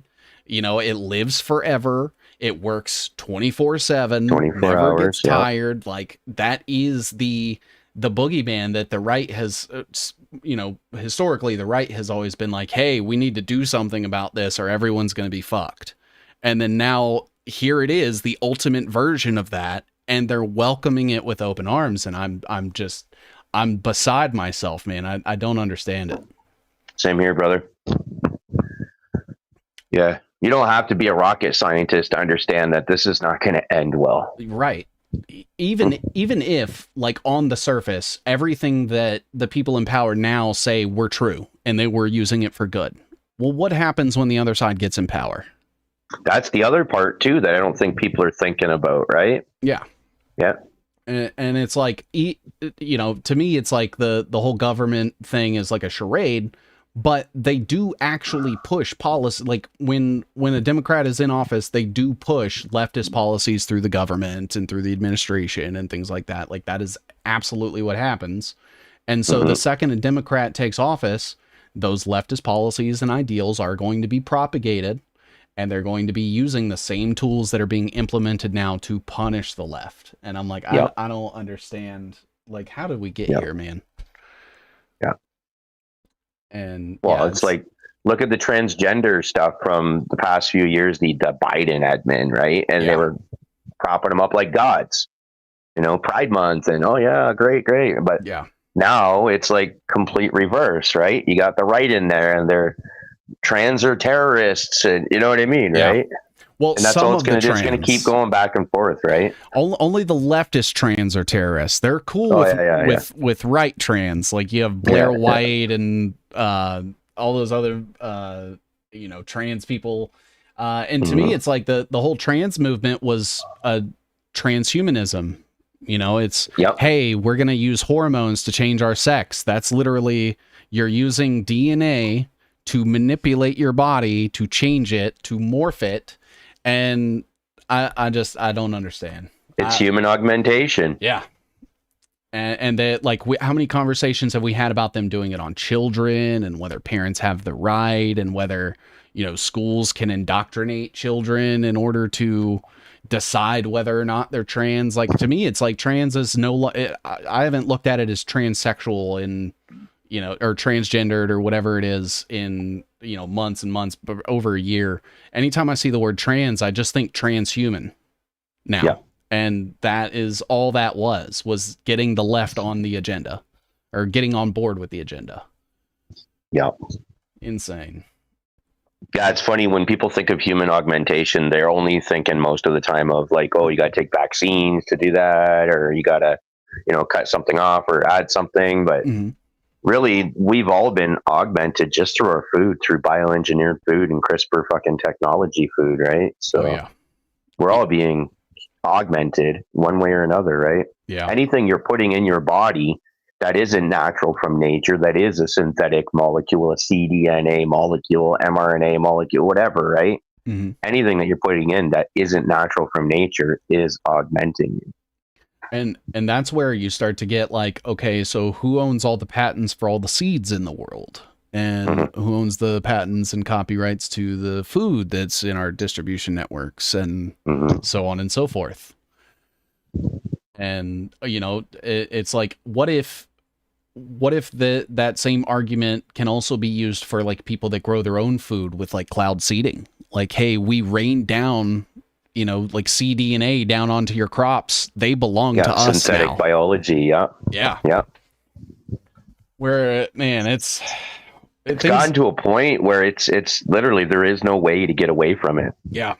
And you know, that's what I tell people is like, you can kind of control how much you're involved by like deleting your social medias and like getting rid of, you know, your online presence as much as possible. You're not going to get rid of the satellites. You're not going to get rid of the micro sensors. Like, those things are still going to be present, and you're going to have to deal with those unless we all want to get together and find a way to get rid of the satellites and get rid of the nano sensors, you know? So it's like, even the Amish are susceptible to this. And that's what I think people need to realize. Yeah. Yeah, there's no purebloods, guys. Yeah. I still see people posting, oh, at least I'm a pureblood. Yeah. So, dude, tell me you're ignorant without telling me you're ignorant, because you just did. Yeah. You know. And so where do you want to take this next? Because I know we kind of mentioned like the NNI a couple times. Yeah, the National Nanotechnology Initiative. Can you click on the 20-year horizon one? Let's see here. And then I believe it was page 12 and 15 or something. And that would be this one? Yeah. So this is from nseresearch.org. And you said it was page 12? I believe it was 12 and 14 or 15 or something. Okay.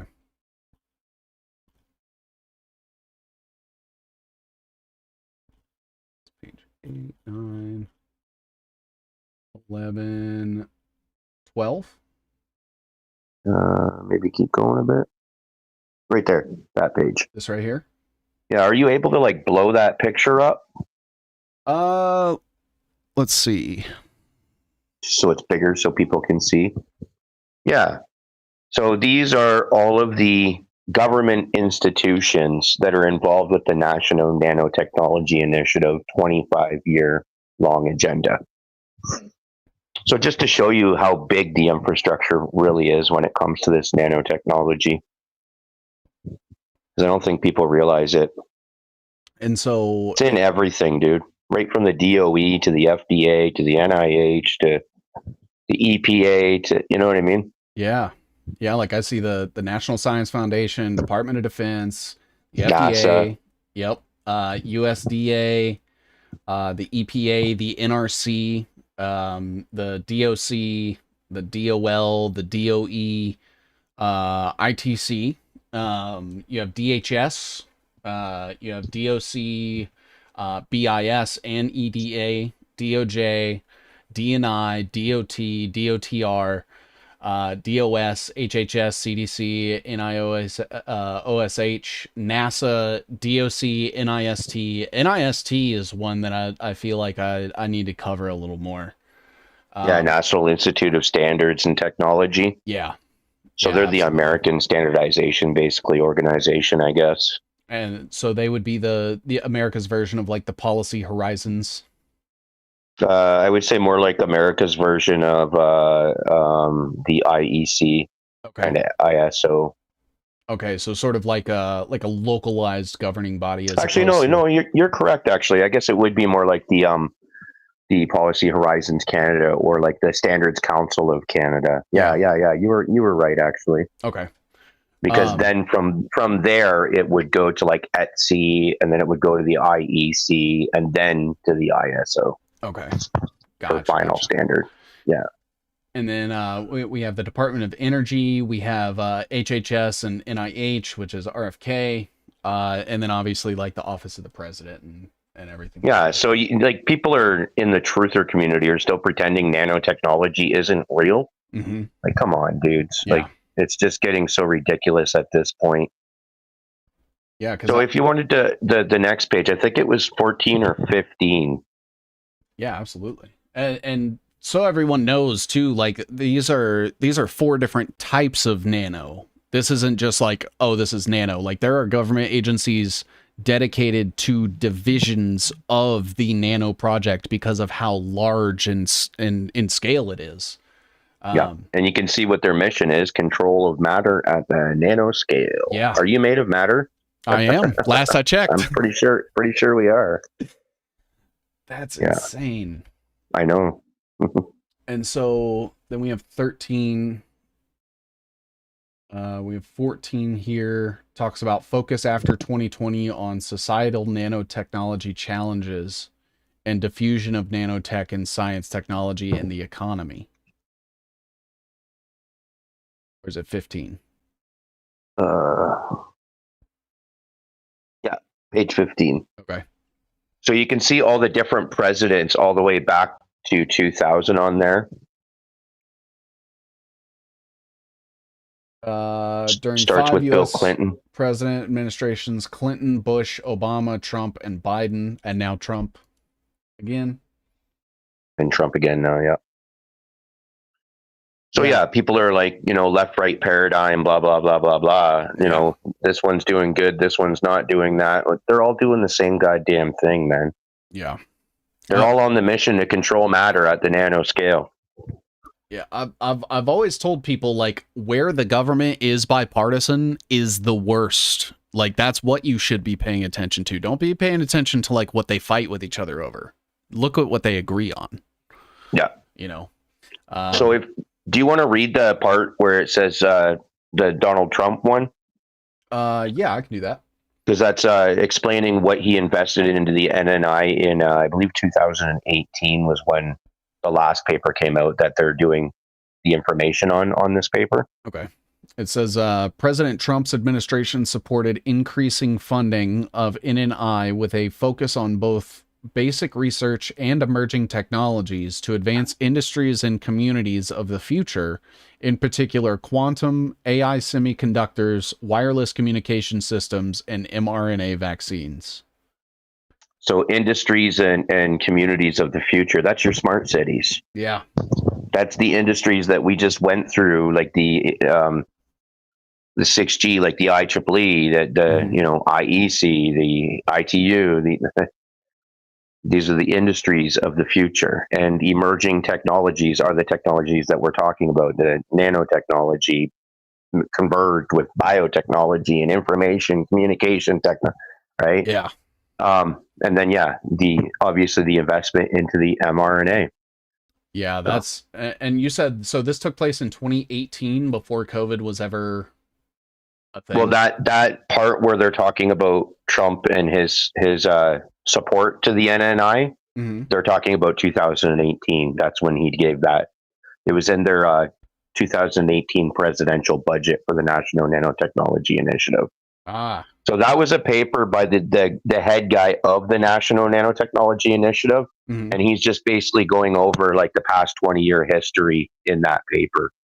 That's crazy because so apparently this was released in 2016, where it was cited that Donald Trump had supported increasing the funding. So this must have happened, like he must have pledged his support either on the campaign at some point or right after taking office.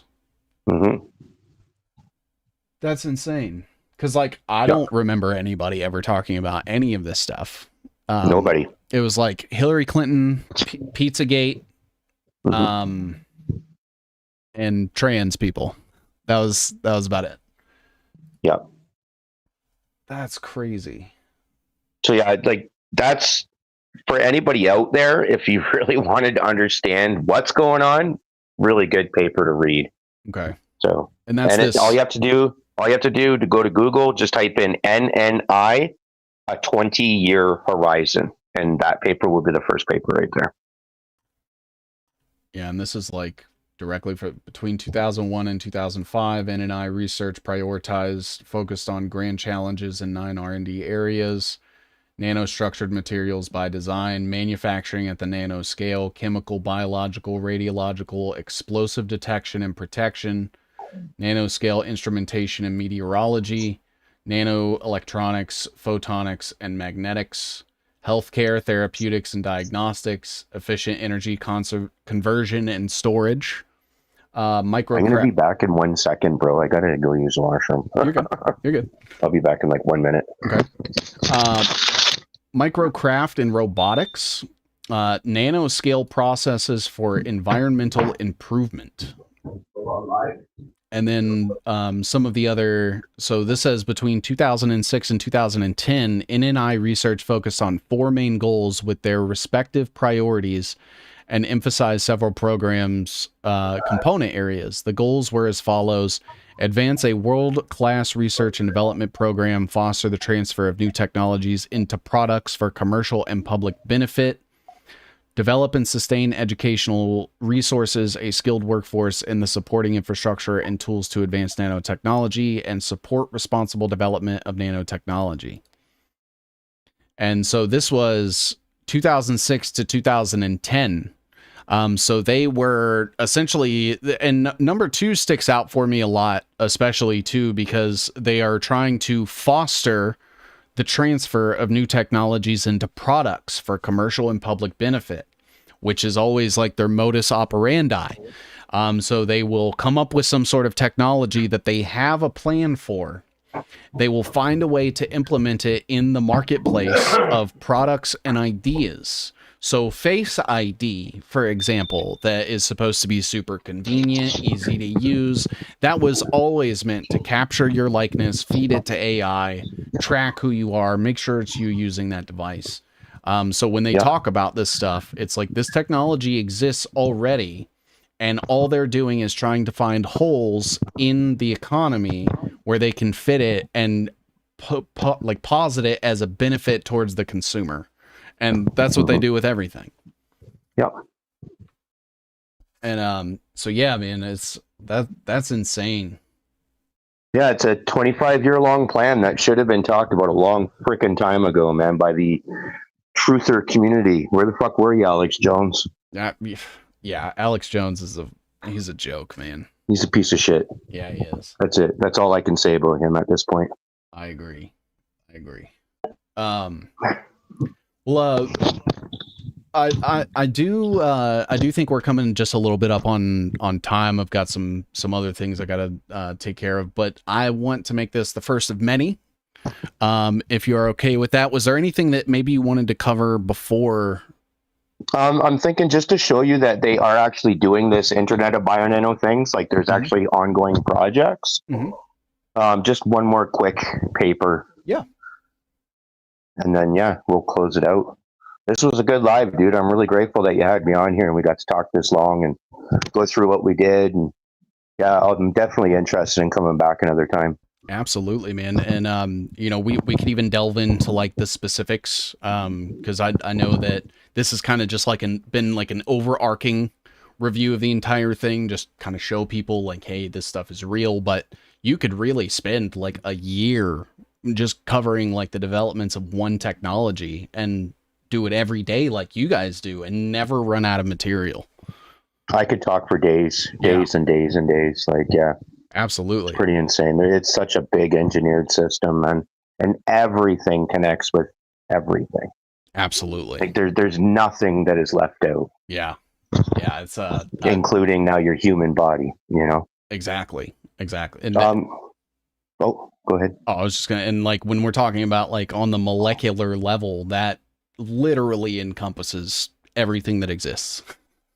Yeah, and controlling those molecules, you know, matter at the nanoscale, right? Like that's over the top, dude. Absolutely. Like that's I am not cool too with much that. power. Yeah. Yeah. Insane. They get you worried about nukes and stuff like that. That's not the problem. Yeah. I don't even know if I believe nukes are even real at this point. I think it's just been used as a fear-mongering tactic. I think they use them as a cover for RF radiation poisoning. Yeah, and Iran is also part of this National Nanotechnology Initiative too. Yep. And that, man, I tried to tell people like, hey guys, Iran is kind of like in on everything, and they're like, that's crazy. They're bombing Israel, and it's like, yeah, but they're also tweeting at Israel 30 minutes before they do, and nobody finds that weird. And they're not bombing infrastructure that's critical to the country. And so, you know, when you and I are kind of like on this understanding of like, they're all in on it together, they're all working on it together, and everything they do outside of it's to distract you away from it. I feel like me and you vibe really well, like on that. But when you tell other people like, hey, Iran is in on the World War III thing with Israel, the people are like, what the fuck are you talking about? I'm like, dude, I promise you, if there's money to be made, they lie to you, well, they go to work. Exactly. Yeah. It's if there's money to be made and control to be, you know, had, they will drop all that shit. That shit's not real. Yeah, don't take it personally. It's just bioconvergence business. Yeah, just business. It's just business, man. Yeah, okay. So let's check out one more quick thing, and then and close it out. Just to show you, like that they are doing projects on this. Yeah. So if you go to Google for a second, and then type in IOBNT. And this stands for Internet of Bio-Nano Things. Yeah, and then space. Space PhD. Space and then projects. Oh. And which one is it? So you got University of Cambridge there. Anyways, the first one. You can click on that. And if you scroll down to the bottom, near the bottom of the page, you can see it right there, Internet of Bio-Nano Things. So that's right at Cambridge University. Okay. And that looks like that same model that guy was showing from that Panakia project. Yeah, that's exactly what it is. Okay, go back to the Google for a second, though. That's not the one that I wanted. It's hard to see on my damn phone here. Okay, there we go. I can see a little bit better. There's one that has a link, Internet of Bio-Nano thing. Where the hell is it?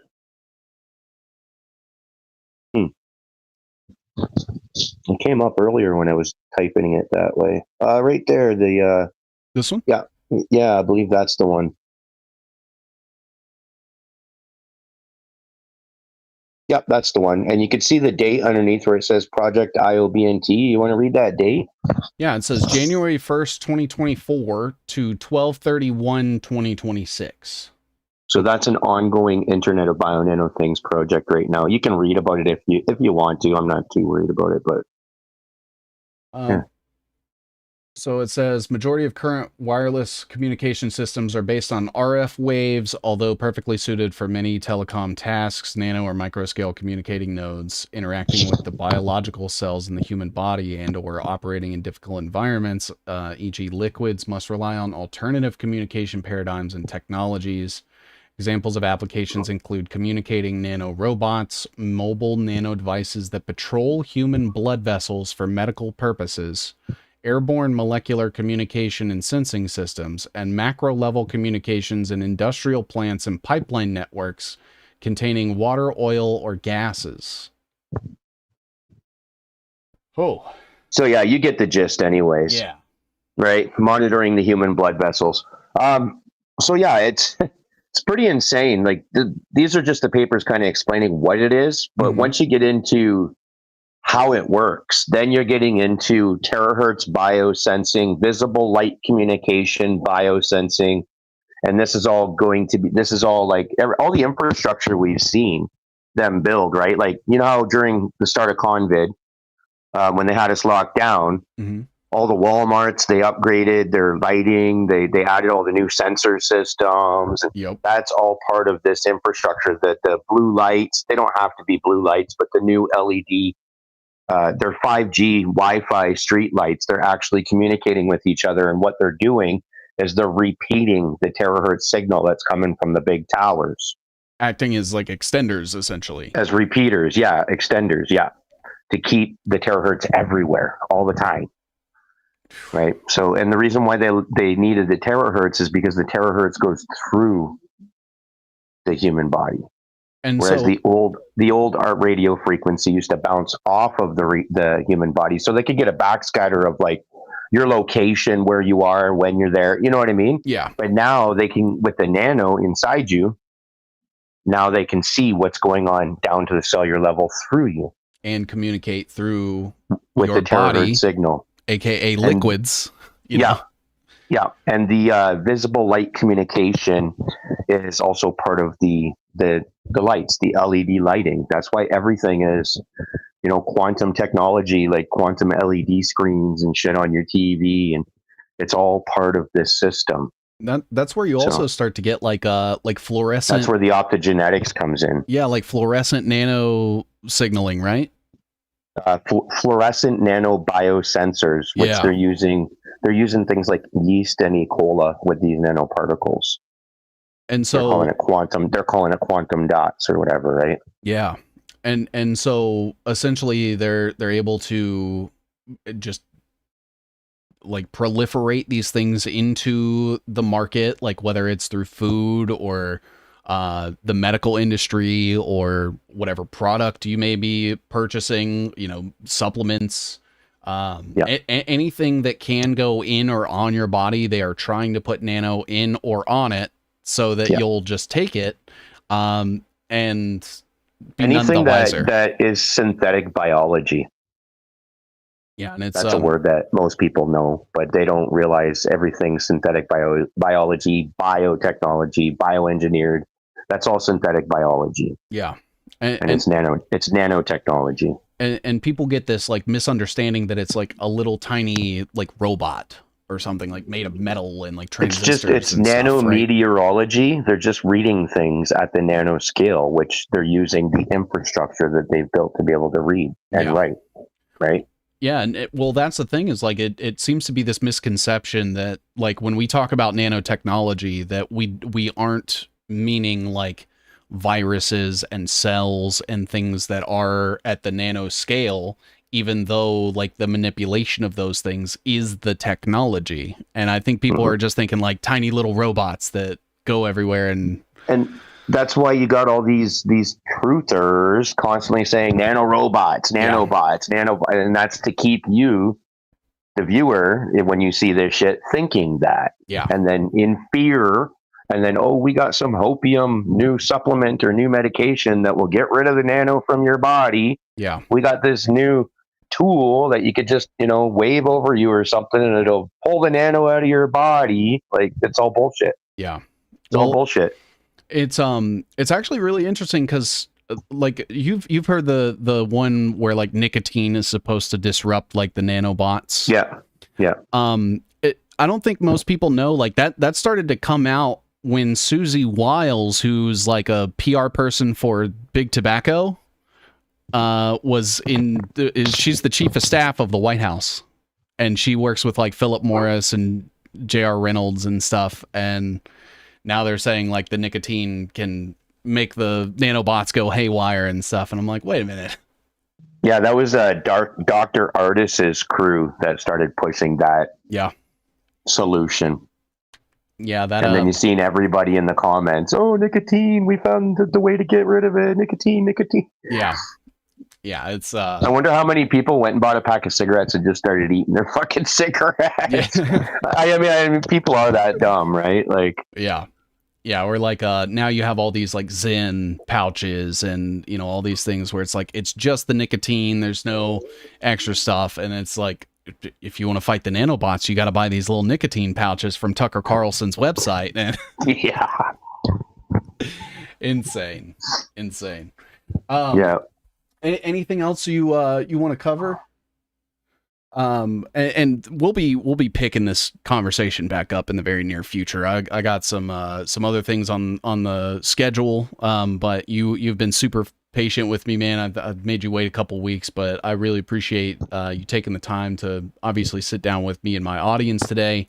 But also the time that you take every single day, because even when we're not, like, I'm not live, you're not here, you're not streaming, you're posting, you're sharing things, you're messaging people, you're commenting stuff, and I see it all the time. And I want to thank you for like never stopping, slowing down, tiring, because I know how exhaustive this stuff can be. So thank you for doing what you do. I do it for my child, bro. Yeah. I mean, I do it to help you guys too, but it's not you guys that makes me get up and do this every day. It's my child. I really don't want my child to be stuck living in this system that they're trying to build, dude. Absolutely. Yeah. Because there will be no way out once they close those doors. I absolutely agree, man. It's just like when we got the Federal Reserve or when we got Social Security numbers, like there is no going back. You know, once that line's drawn, we're there. And I'm right there with you where it's like, you know, I don't do this, you know, to be the guy I don't do it for money. I'm really terrible at fucking monetizing myself. I don't really know how to do anything besides get ad revenue. It's one of those things where, like, selfishly, I want to talk about this stuff because I don't want to live in this world. And it takes everyone being aware of it, being knowledgeable of it, and resisting it, like, together. Now, you know, obviously I'm a little cynical when it comes to that because I think people are retarded. You know, the more people that catch on and can see this stuff, like, that's just more power on our side. And clock is ticking. And less people to go along with it means that these fuckers go out of business eventually. And that's that's the only thing that anybody understands is, like, is that business supported? Okay, then they succeed. If they aren't supported, well, then they go away eventually. Right? And man, I try to have that conversation all the time where it's like, even a government is a marketplace where, like, it can't exist unless people participate in it. You know, if we all stop voting tomorrow, the whole thing would be done. Yeah. But unfortunately, that's reality. That's not going to happen. So but you know, there's always going to be silly people that believe in fraud and take part in fraud. Yeah, absolutely, man. And Shawn, I want to thank you again, man, so much for your time here today. Where can people go find you on, like, various platforms and stuff, and connect with you and, like, see the stuff you're putting out there? The best place is obviously my Rumble channel. Just type Non-Vaxxer 420, and then, like, in the Rumble search bar, I should be right at the top. There's going to be a few other fake accounts under that. That's nothing to do with me. Okay. So look for mine. You'll see the difference in the video posting style. I'm back, bitches 45, I think, on the Twitter, and that's like my 36th account in the past 4 years. So I just keep coming back. Right. So that's my Twitter. And I've got a wonderful pin post there usually that, well, not that part, but the next one down. Like, no, like on that, but see how it's attached? Yeah. From there, I see.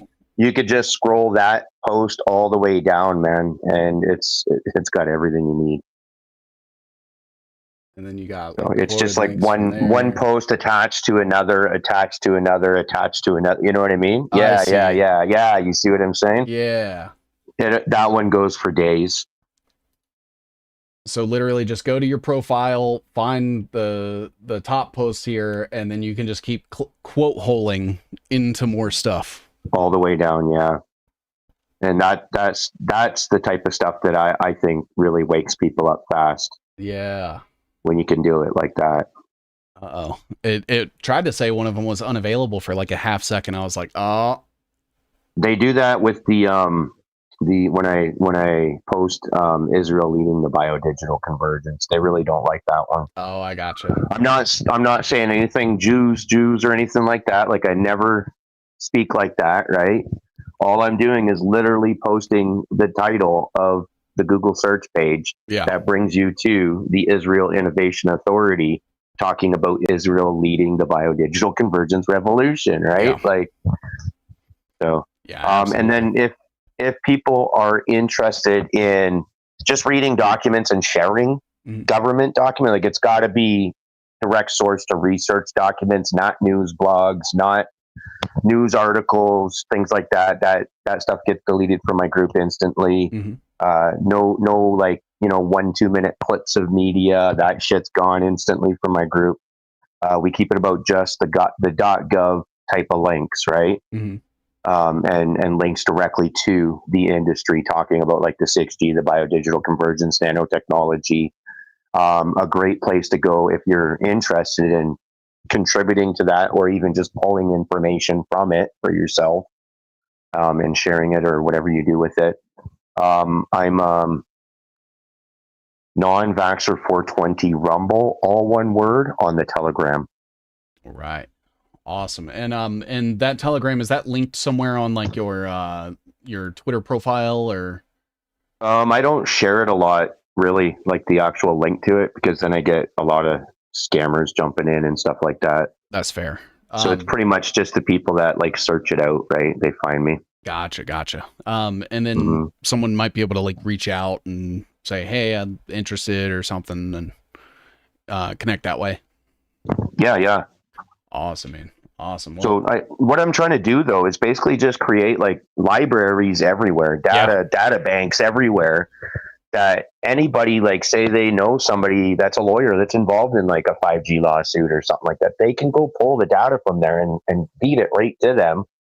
And hopefully someday somebody will actually use this data in a courtroom, and maybe we could set a big precedent for our side. Yeah. Because right now it seems like the way they have it designed is they have it set up so they're like intentionally losing cases because they don't have the right data, and then that's setting precedent for them to continue deploying, right? It really seems like a lot of these lawyers, like especially involved in like the 5G lawsuits, the mRNA lawsuits and shit like that, really seems like they're actually working for the corporations, and they're taking a dive on purpose. Yeah, you see what I'm saying? To set that precedent so they can keep moving forward with this agenda, right? Yeah, because why else would they be ignoring this information? Right. Or it doesn't make sense. Yeah, and two, it's like you know, the intentional like falling on the sword thing. I mean, we see that happen constantly. Alex Jones actually did that with like Sandy Hook, where like he didn't take his court or his case to like the Supreme Court and challenge it, and just chose to lose. Yeah. And so now nobody can talk about Sandy Hook being fake without getting sued. Thanks, Alex Jones. Yeah. Sets those precedents, right? Yeah. And that's what they need right now with that can genes be patented with all the deployments of the new technology since. They need these lawfares to happen, and not the people who initiate the lawfares against the government, against Pfizer, against, pharmaceutical company, whatever. The people who initiate these lawfares, they're not coming into these court cases fully prepared with all of the evidence, so they get either thrown out or they lose. And then when they lose, it sets the precedent for them. So they're winning because of the way that this is being done right now. Well, if there's any lawyer out there that maybe wants to work a little pro bono to help save the future, please go look at all these things. Lots of data I can provide you with.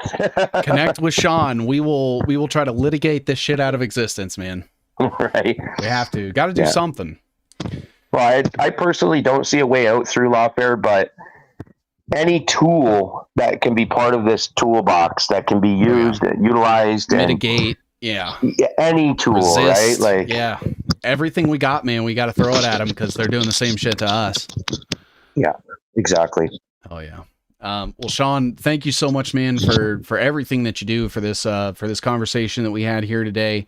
You are a friend of the channel, my good sir. Keep fighting the good fight, telling people, what's really going on, and seeing past all the bullshit, the propaganda, and really just trying to make a difference. I appreciate you, man, and everything you do. Thank you, brother. Much love. Absolutely. We'll see you next time. Same with your channel too, man. You're a friend of my channel and my group. So love that, brother. Well, right on, bro. We'll talk soon. Absolutely, man. We'll catch you next time. And thank you, everybody.